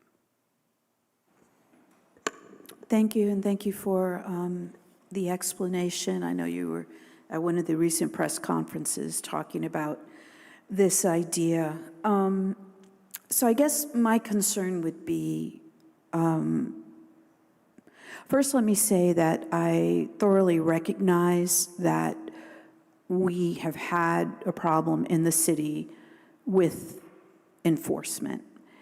And this has been a problem for years. It's not a recent phenomenon. It just got worse and worse and worse and worse. So I appreciate taking a new, using a new tactic, or one that was previously available, but due to the staffing, I would definitely remind council the staffing at one point was horrendously low within the city attorney's office, and we are better staffed right now. I would hope that there is some sort of phase-in in terms of before we start finding people when we know they can't pay. There's definitely going to be a segment of the population that this will fall in. We'll probably catch some tourists, we'll catch some college students, but we definitely have a segment of the population that will not have the funds to pay these tickets. And they're not going to be prepared for enforcement. So I hope that we are, as we go out into the public, with our officers, with, I don't know how much enforcement capability the Beach and Parks crew will have. I know that's one of their jobs, is to address some of these ordinance violations. But to say, hey, you need to pour this out now, if this happens again, or, you know, giving people some type of warning to say, this is being enforced now, because it's basically been understood in the Central District in particular that there was no enforcement. And that was an issue with prior leadership in our police department. That has changed, so we're moving forward, but that developed. So how we start to pursue this and give people warnings before we give people tickets and then engage them in the circle, I just hope that that's part of the process. I will say that I am a huge supporter of restorative justice. It has proven to be very successful for the victims of crime and for people who cause harm in a variety of ways. The state's attorney's office has used restorative justice in order to move minor cases, misdemeanors and things like that, out of court into restorative justice if people are willing to participate, as a way to get some of these cases out of the tremendous backlog that our courts have had, so that you have some type of accountability occurring rather than a case just sitting there waiting to be heard. So I think we have a really good system in place with regards to restorative justice, and I think we should all work on helping to get the word out for more volunteers. But that one thing about just reintroducing now the enforcement of these ordinances, not saying in any way that I'm against it. I've recognized the need for it. I have complained about the lack of enforcement in the Central District for a variety of things for years now. So I'm for it, but I just don't want to see us, given the numbers that we have, people that are forced to live on the street, and have them all of a sudden, okay, we're going to not only enforce this, but we're giving you a ticket that you can't pay. And how we make sure that we're in communication with them, because some people are able to keep on cell phones, some people aren't. Do people have addresses? Like, how do we notify them? These are all the minutia that have to be thought of during the process. Thank you so much for your work on this and your time. Thank you, Councilor Grant. I do not have Councilor Litwin, and then is there any other councilor that wants to be recognized on this? All right, so Councilor Litwin, we'll go to you and then try to go to a vote. Thanks. I appreciate that, and just to make sure I'm following along with the city circle, which I'm kind of excited to see moving along. Is this the final language, or is this going to a committee, just to clarify? The motion is to send it to committee. That's what I thought. So, so we'll be able to have continued conversation in committee about some of the details, and so I just wanted to verify that, because there are some questions I have for Director Jolly that, you know, I'd love to be able to direct to her as well. She and I have had conversations for many years about topics, and one of them is thinking about deferred adjudication and how to address harm done to the community through restoration, restorative work. And so, you know, trying to identify, like, if you're caught doing graffiti, you know, maybe you have like graffiti cleanup, right? And so what resources would be needed to start to repair those harms and alleviate some of the city staff that we actually have struggling. But at the same time, we need, there are barriers that CJC faces to be able to even roll out anything like that, right? So I'd love to be able to have conversations about that. And I looked at some of the ordinances, and they're just sort of all over the place around like anything from fireworks to having glass bottles on like a play or drinking on a playground or something like that, which is all interesting. But I think the point is taken that we'll need to do some education, maybe some warnings before we start actually engaging in this. And also, I really appreciate, I know that there's some critique here, but I appreciate Section 4, failure to attend, because that, as long as you attend, then you won't, from my perspective, you won't face those fines that you might not be able to pay. So really, this is just an accountability mechanism that I think is necessary to drive substantive change in the city and in the behavior of just some people. And so with that said, I look forward to continuing the conversation on the city circle and getting at a more restorative approach with a little bit of teeth or oomph to it, if I say so. Thanks. Thank you, Councilor Litwin. So with that, no other councilors in the queue. We will go to a vote, which, as just mentioned, is on the referral to the Ordinance Committee. All in favor, please say aye. Aye. Aye. Are any opposed? That is unanimous. We have 2 additional items on our deliberative agenda. And thank you, Attorney Brown. Thank you, Assistant City Attorney Wood, for your time and being here late in the evening with us. So as mentioned, we have 2 additional items, item 7.9, item 7.10. Item 7.9 is an ordinance, an amendment to Appendix D, Sections 2 and 5, updating parks, rules, and regulations. This comes to us via the Parks Commission as well as the Parks, Arts, and Culture Committee. In transparency, this had originally been on the consent agenda, but I requested that it be moved from the consent to the deliberative agenda because of some differences that I noted between the version of the Appendix D that is posted to our council agenda and the version that had been considered by PAC as well as the Parks Commission.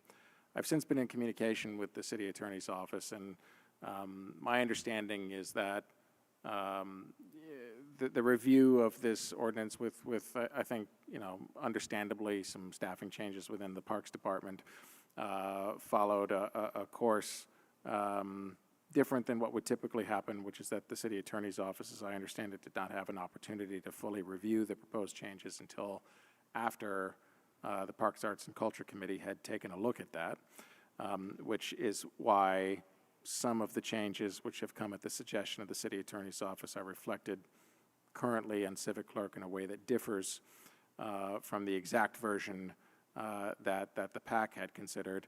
I have heard questions raised by some councilors in terms of whether or not the Parks, Arts, and Culture Committee should have another opportunity, given that things were taken out of order, to review some of the changes in this version. And so I know we have one recommended action listed here, but just again, I would say out loud that I have heard from some councilors a preference to send this item back to committee to resolve some of the differences between some varied versions here. But ultimately, I leave the floor open to other councilors in terms of which direction they'd like to go in with this item. So the floor is open to a motion on this item. Councilor Barlow. Yes, there are differences. There's differences around language around when Perkins Pier parking lot closes.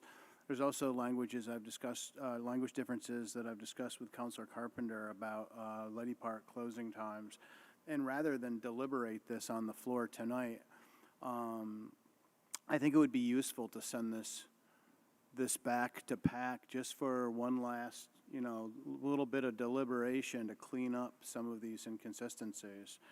And so I would move that we refer this back to PAC just for additional review and deliberation, and to bring it back at earliest possible time.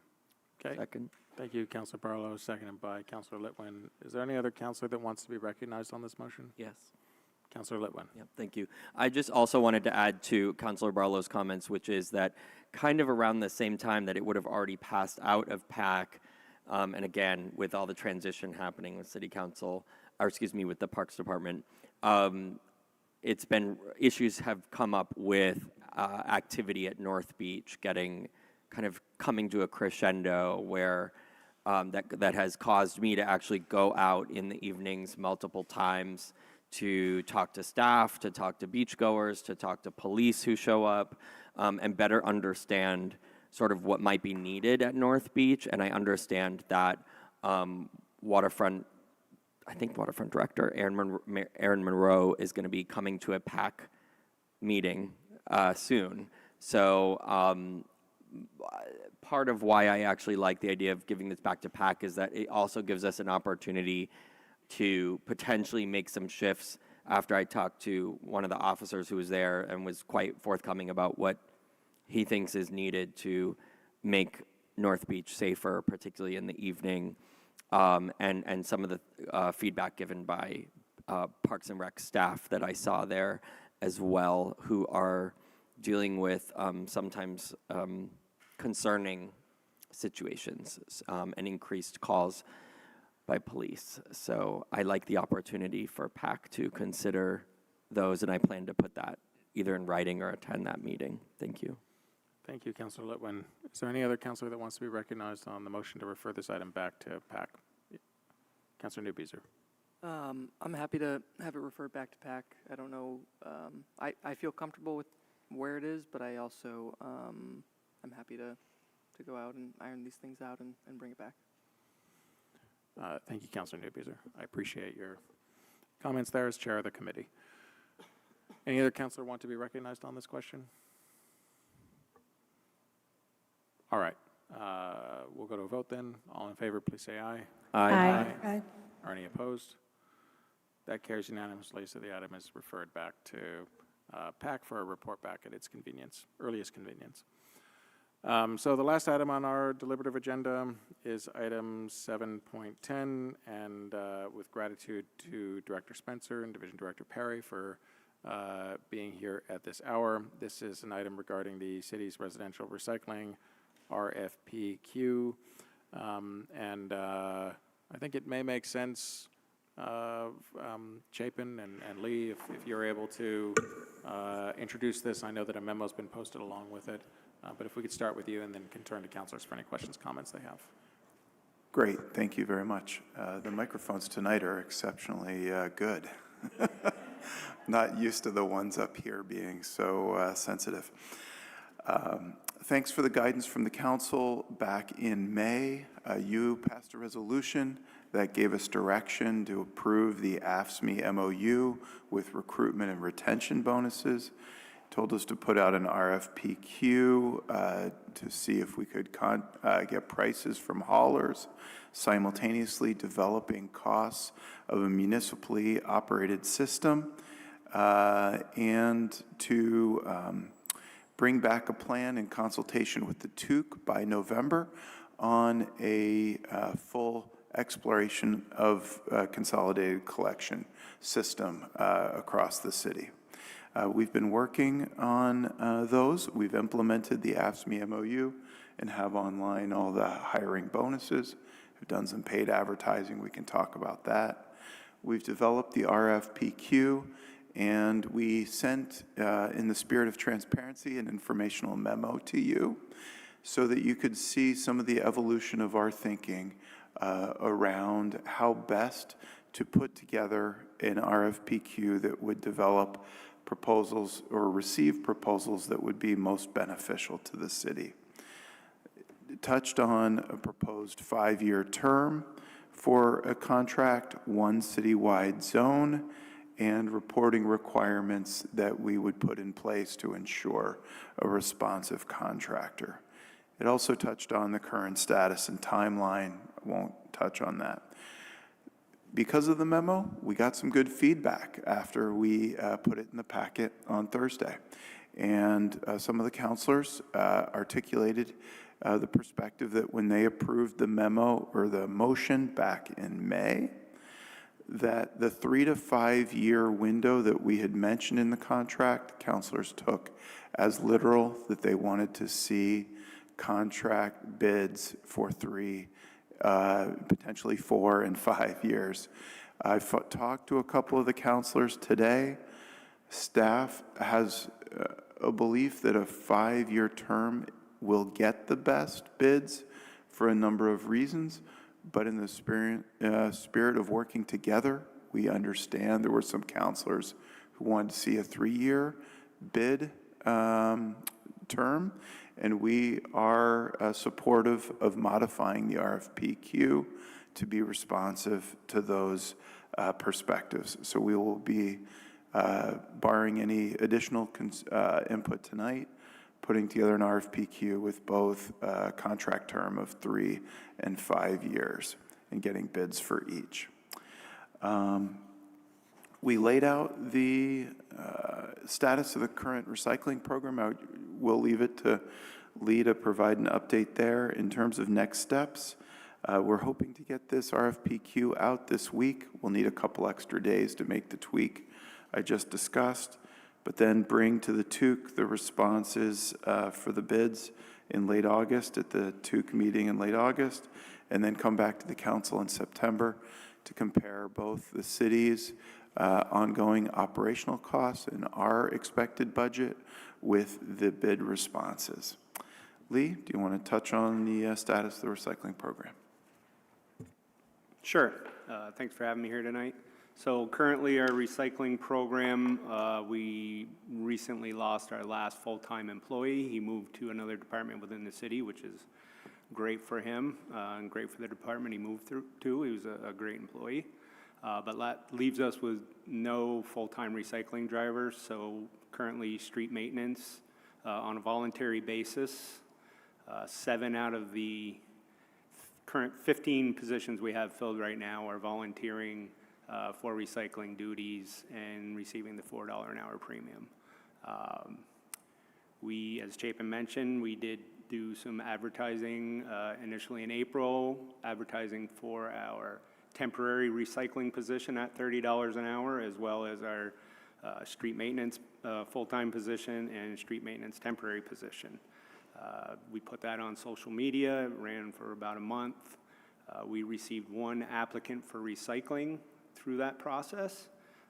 Reached out multiple times via email and phone calls to set up an interview. Got no response. Later, after council approval of the hiring and referral bonuses and the $4 an hour premium, excuse me, we started to receive applications for the street maintenance position, which we filled 3 of the 3 open positions we have. We recently just had another employee retire, interviewed for that position the other day.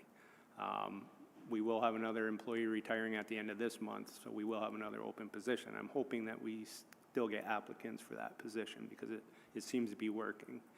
We did get 1 application for the recycling position. The individual wasn't really sure what it entailed when we went to interview him.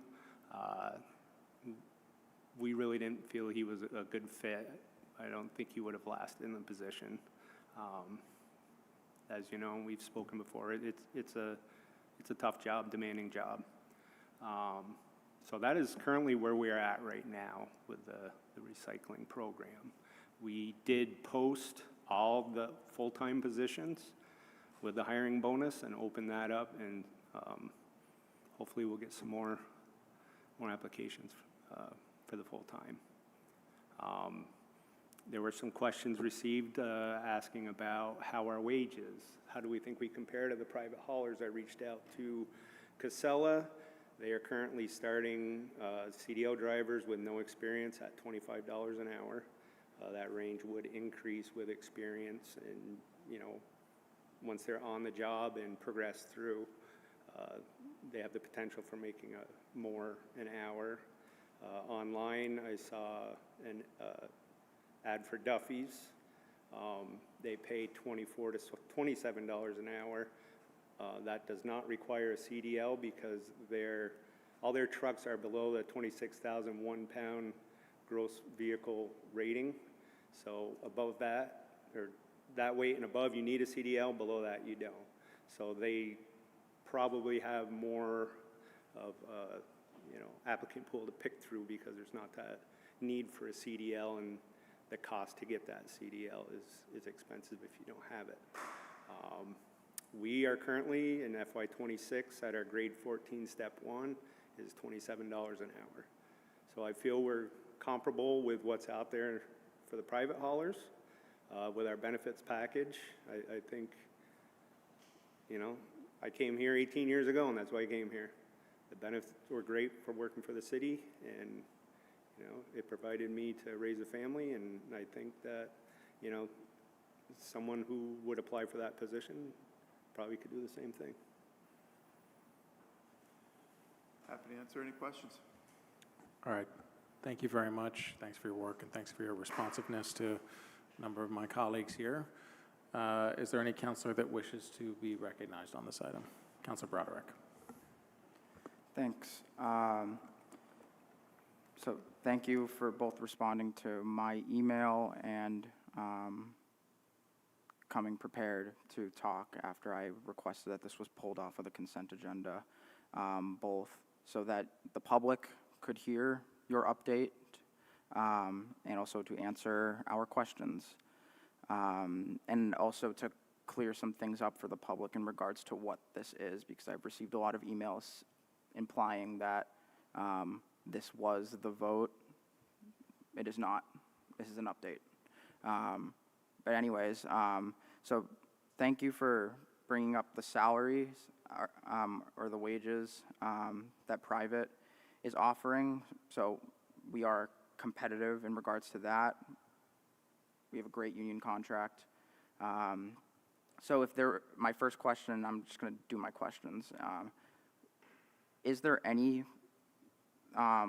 thing else in terms of factors at play here that you two can think of in regards to the issue of recruitment?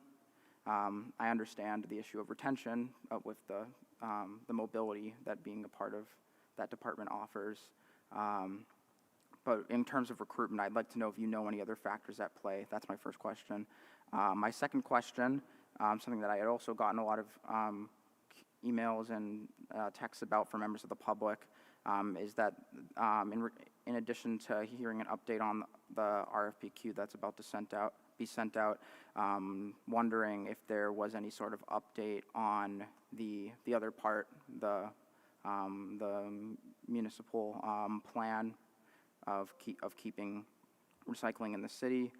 So if there's any sort of update on that, besides it'll be there when we vote. It'll be there as part of our context when we potentially vote on a bid. I would appreciate that. And then thank you for hearing our concerns about the 3 to make sure that we're also offering 3 to 5 years. And this is coming from someone who is against selecting any bid. So I hope this doesn't fall on deaf ears when I say that if I were forced to pick one, I would pick 3 years in this case, and not a question. I'm going into comments now. Simply because I know that you believe that 5 years is what is required in order to create this very robust apparatus and infrastructure for a fully consolidated system, especially a municipal one. And that may be true. I would say that it's possible that it could not be true. And I would like that flexibility where if we were to privatize our recycling temporarily or follow through with the bids, I would rather have the flexibility of seeing where we're at in 3 years and then deciding what our next step should be in regards to a potential second contract, given the work that we had put in over those 3 years. So that's the perspective that I'm coming from if I were in the mind of wanting to accept a bid. Thank you. Thank you, Councilor Broderick. Director Spencer. Yes, to answer the first two questions, I'll answer the one, yes, we are working on the municipal operation model. In essence, that is the FY26 budget that we put together. subtracting out expenses in that budget that aren't specific to recycling. There's the landfill renovation costs in there. There's the debt service for 201 Flynn. If we take those expenses out, we have a pretty good foundation for what we're going to give you for FY27. Lee, why aren't we getting applicants? You know, in my conversations with Casella, they say, oops, sorry about that. In my conversations with Casella, they say that Williston and Burlington area are some of the hardest areas that they operate in Vermont to get applicants. I don't know why that is. We've struggled with that continuously for quite a few years now, not only in recycling, we did in fleet maintenance. We went over a year without getting a qualified applicant for a fleet technician. Same with streets.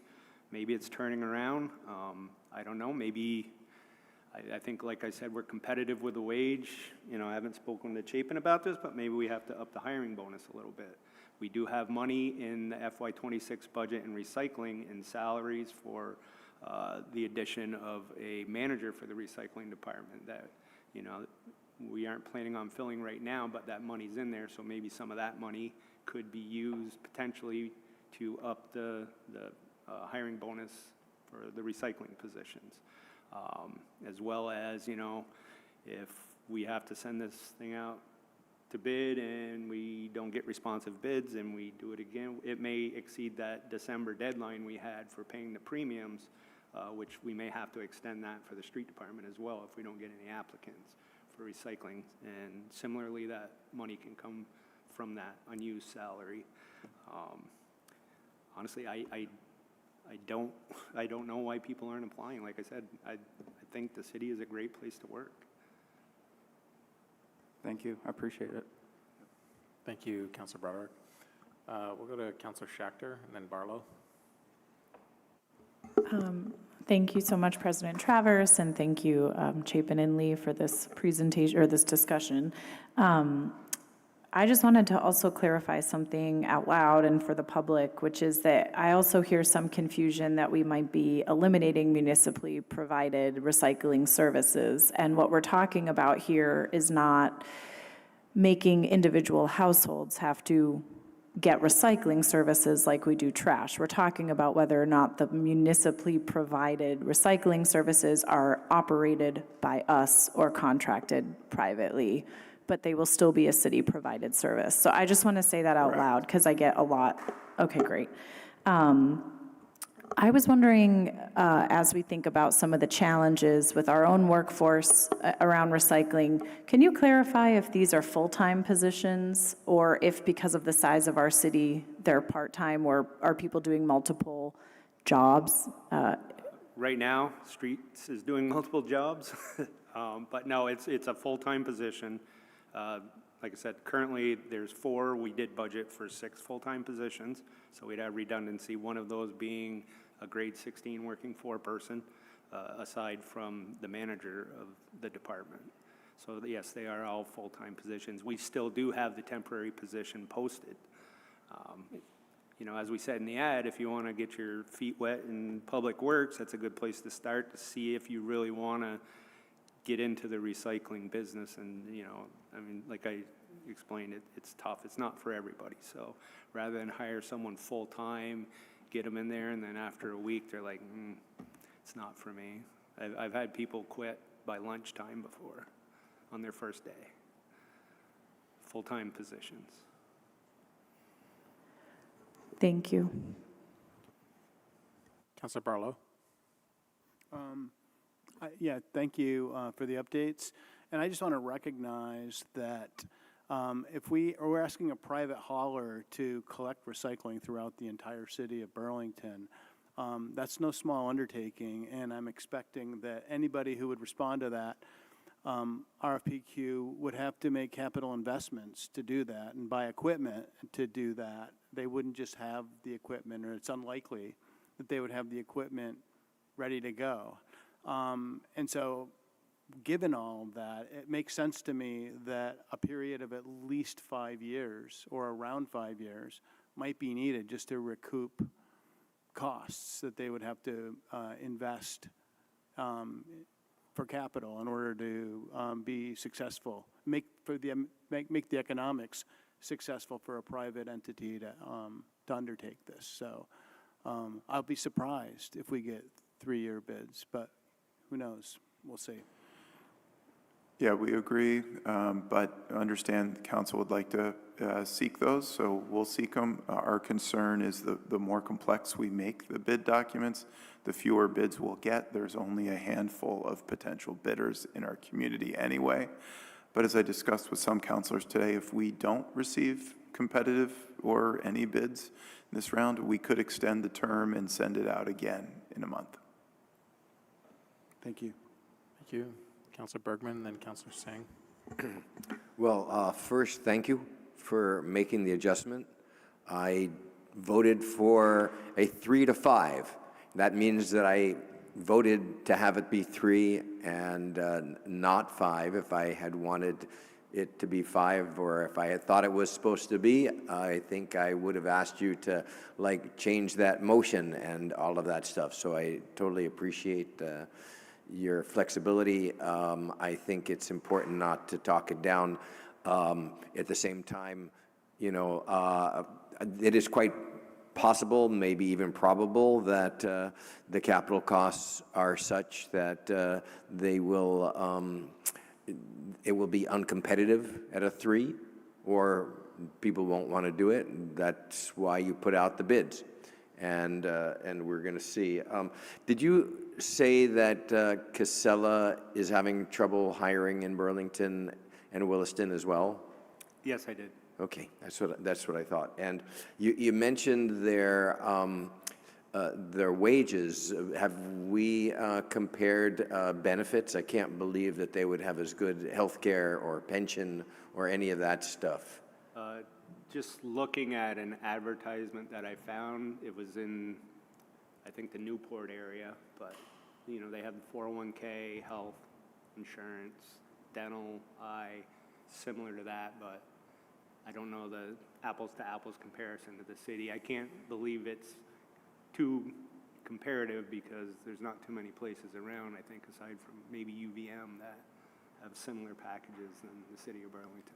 A defined benefit retirement is something that I can attest to is what should be a right of workers in this country, but is not, and so it's very rare. And we do offer a pathway to get your CDL if you apply, say in the street department. It's not a requirement to have it when you apply, but within that 90-day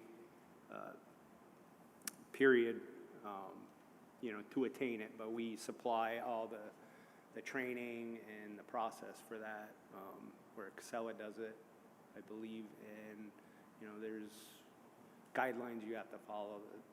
A pro rata share if you leave early, or similar process like that. So that's another benefit. It's an expense that the employee wouldn't have to incur.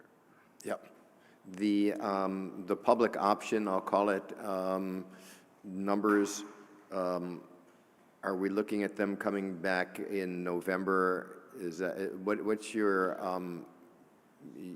plan with that? I'm looking at the actions that we took on the 19th of May, and it seems reasonable that would be the deadline that we set. So I just want to confirm the date.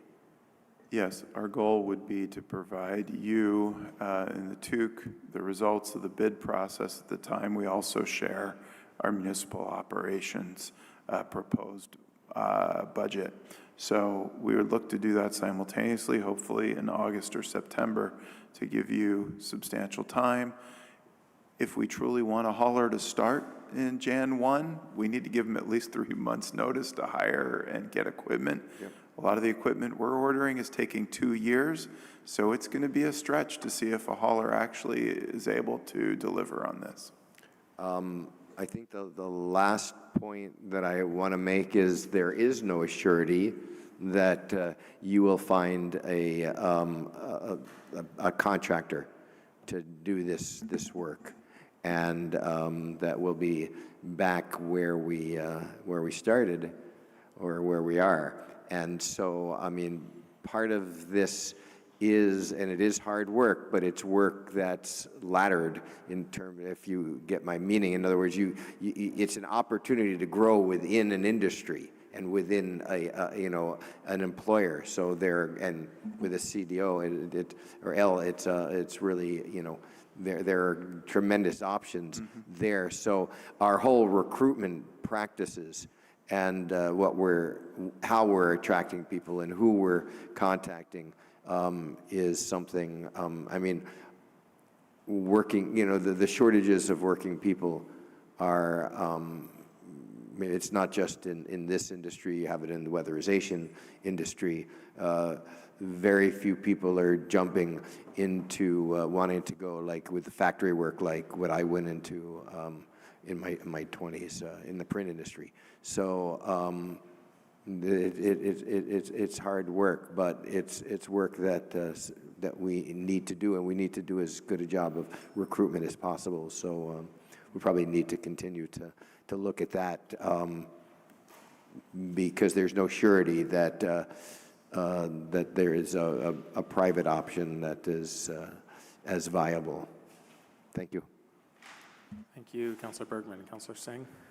Thank you, President Travers. Thanks, Public Works, all your hard work on this. I just have a question. In the RFQ process, there's nothing preventing a private hauler from bidding on this whole thing and then subcontracting certain sections of the city to other private haulers. If they win the contract and then they can subcontract the north end to another contractor, and then they could subcontract the south end to another hauler. So it would be one person administrating it, one company, but there is probably existing, to Councilor Barlow's point, that there's enough trucks out there in the area and all of Chittenden County to do a bid in that fashion. And there's nothing in the RFQ preventing somebody from taking that approach, correct? No, there is a clause in there about subcontracting, a short section, but potentially. I believe it requires, and we need to look back at our RFPQ, but the intent was not to allow it without them specifying who was going to be a subcontractor in their proposal, so we could understand the nature of the contract that they were seeking to enter into. So I can double check the language and get back to the council on that, but we are trying to make sure that what we get a bid for and the type of contract service that we'd be getting is transparent at the time of bid. Yeah, well, that would potentially open it up where a couple of providers could combine and do this together without excluding other players in the area. We'll follow up on that. It's a great point. Thank you, Councilor Singh. Councilor Carpenter? Just a couple of comments that I want to remind us that a previous study when we looked at consolidated collection, I just asked Director Spencer, I think the number was 58% of the municipalities that provide that service do it privately. So it's not an unusual model, and we've got a lot of other municipalities who control it, but contract it, including the two in Vermont, which is Westford and Brattleboro, that offer municipal services. Thank you, Councilor Carpenter. Does any other councilor want to be recognized on this matter? We'll go Councilor Newbeezer and then Councilor Grant. I appreciate it. I do think there is more work we can do on recruitment, and so I want to follow up and talk more about that. Okay. I do think we are entering, unfortunately, a time period over the next 6 to 12 months that we are going to see, and even 3, 4, 5 years from now, mass job loss in the market as AI moves forward, as we have these draconian federal cuts, and people looking for good work that they can rely on with good benefits. And so I do think that we are, I don't want to, in the very short term, allow those challenges to get us to give away a public asset. I do think we are having a conversation about whether or not this is a publicly or privately owned municipal service. What kind of profit currently, what kind of profit does the recycling program generate? Well, we're basically covering our expenses. Yeah, do you all make a profit? No. So, Traditionally, we had under-invested in the program such that we were covering the direct cost, but not the indirect costs it took to run the program. With this latest solid waste generation tax increase, not only are we getting the landfill study to repair it underway and purchasing 201 Flynn, but we're also better covering both the direct and indirect costs of the program such that we believe it now covers its cost. are there capital investments that, in theory, and I understand that context, and I appreciate it. Yeah. In theory, that if a city was running the recycling program versus a private company was running a recycling program, is there a substantial difference in the capital investment needed to execute on a recycling program? No, we have our trucks. That's a capital investment. We're currently located at 645 Pine, which is pretty much at its max. So if we were to grow that department any, we may need, and we did look in the past at 201 Flynn Avenue as a home for that program. Mm-hmm. So I would just pose to my council colleagues and to any of the residents listening and, trying to make up their mind as we're having this conversation in the weeks and months to come. There's no world in which a for-profit company does things cheaper for the consumer than government. The cost of the program or to run the recycling is the cost to run recycling.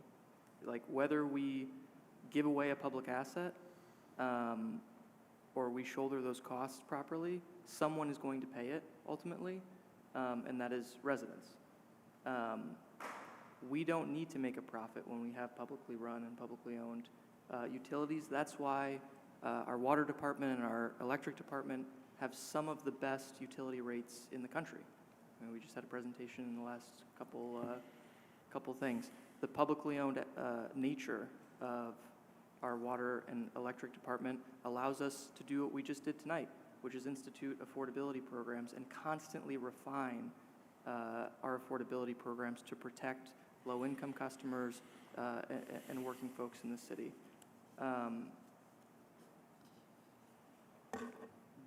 To me, this is I'm interested to see what comes back with the RFPs.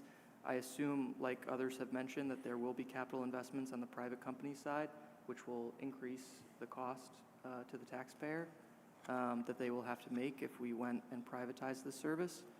And so I would just, again, advocate, and I hope that residents reach out to their elected officials and let them know that they support keeping our recycling program as is.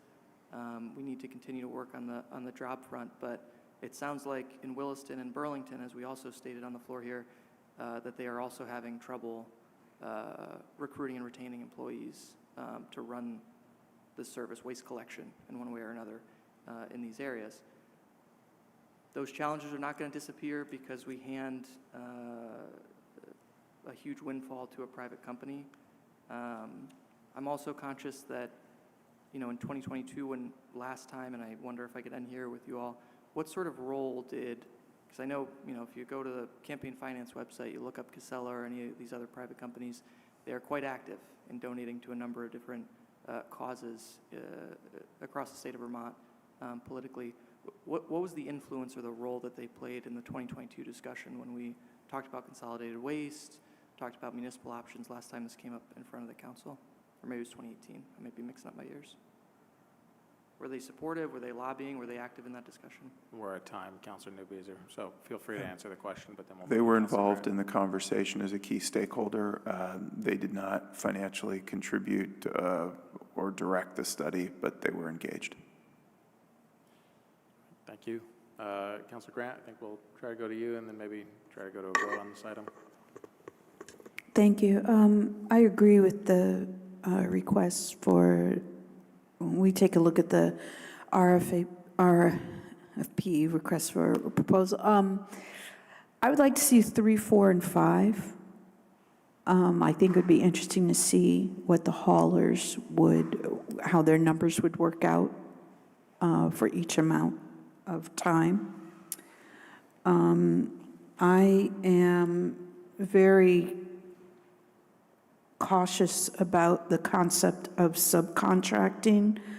The city has a history in the past of not doing, at the time, the best job in terms of making sure that subcontractors were following the city's livable wage ordinance. That was an issue when some of these contracts were audited and it was found out they were subcontracted and the subcontractors were not following our guidelines. So if we're going to allow the possibility of subcontracting, we should have language that emphasizes the city's requirement for a livable wage. I'm curious with regards to putting out social media posts around trying to recruit people. Who are we directing these posts to? Are we just putting in zip codes? That was put on, I believe, our Instagram, Facebook. But we can target people. Like, do we have a specific plan for who we're targeting, what areas we're targeting, backgrounds, ages, and what are the specific metrics? Are we seeing which ads are doing better than others?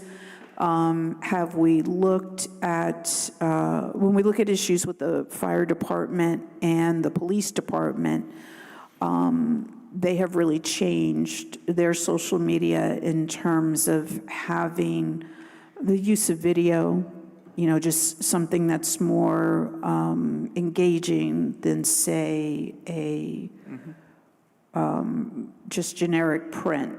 Are we talking about the benefits of working in and for the city of Burlington? Are we using any testimonials from other people in streets who maybe started out and then have something different? Because as you said, it's a stepping stone. So I would like that to be looked at. Like, what are we targeting? Are we intentionally targeting, or are we just throwing them out there? Because I think when we talk about using social media, and I've been knee-deep in this for a while in terms of, or from the community safety standpoint and seeing what the fire and police department are doing, there's metrics that are tracked, there's following people that have indicated some sort of engagement, because you can reach out and you can direct another ad to them to pique interest. What do we do for job fairs, that sort of thing? It seems to me that there needs to be a bigger, more intentional plan than kind of relying on the same things that we've been doing, because the labor market has changed. So we have to change with it. Thank you. Agreed. Lee and I are not the experts in this realm, but our public information manager has done some targeting. We'll get an update, but it doesn't mean we can't learn from our friends at the fire department and police department to get even better. So happy to share that. Thank you. The recommended action on civic clerk is just to waive the reading, accept the communication, and place it on file. Councilor Bergman. Yes, I would move that with the addition, with the notation that staff is going to put out an RFPQ for 3 years in addition, and leave it at that. That's the end of that motion. I hear what Councilor Grant said, so but the motion is for the 3-year to be included in that. Okay. Is there a second to that motion? Second. Second by Councilor Broderick. And I'll just sort of confirm with staff, I think we've been through this discussion at this point, but that the motion made by Councilor Bergman is acceptable to you? Yes. Okay. Is there any further discussion on the motion? All right, seeing none, we'll go to a vote. All in favor, please say aye. Aye. Aye. Any opposed? That carries unanimously. Thank you very much for being here with us at this late hour. Don't stay too late. Well, it's 10:27 p.m. If anyone has a committee report, we could do it very quickly, or if anyone does not have a committee report, then we can adjourn. So I leave it to you all as to whether or not anyone has a committee report. Choose your own adventure. Committee report or motion to adjourn? Motion to adjourn. All right. Councilor Newbeezer moved to adjourn, seconded by Councilor McKnight. All in favor, please say aye. Aye. Aye. Any opposed?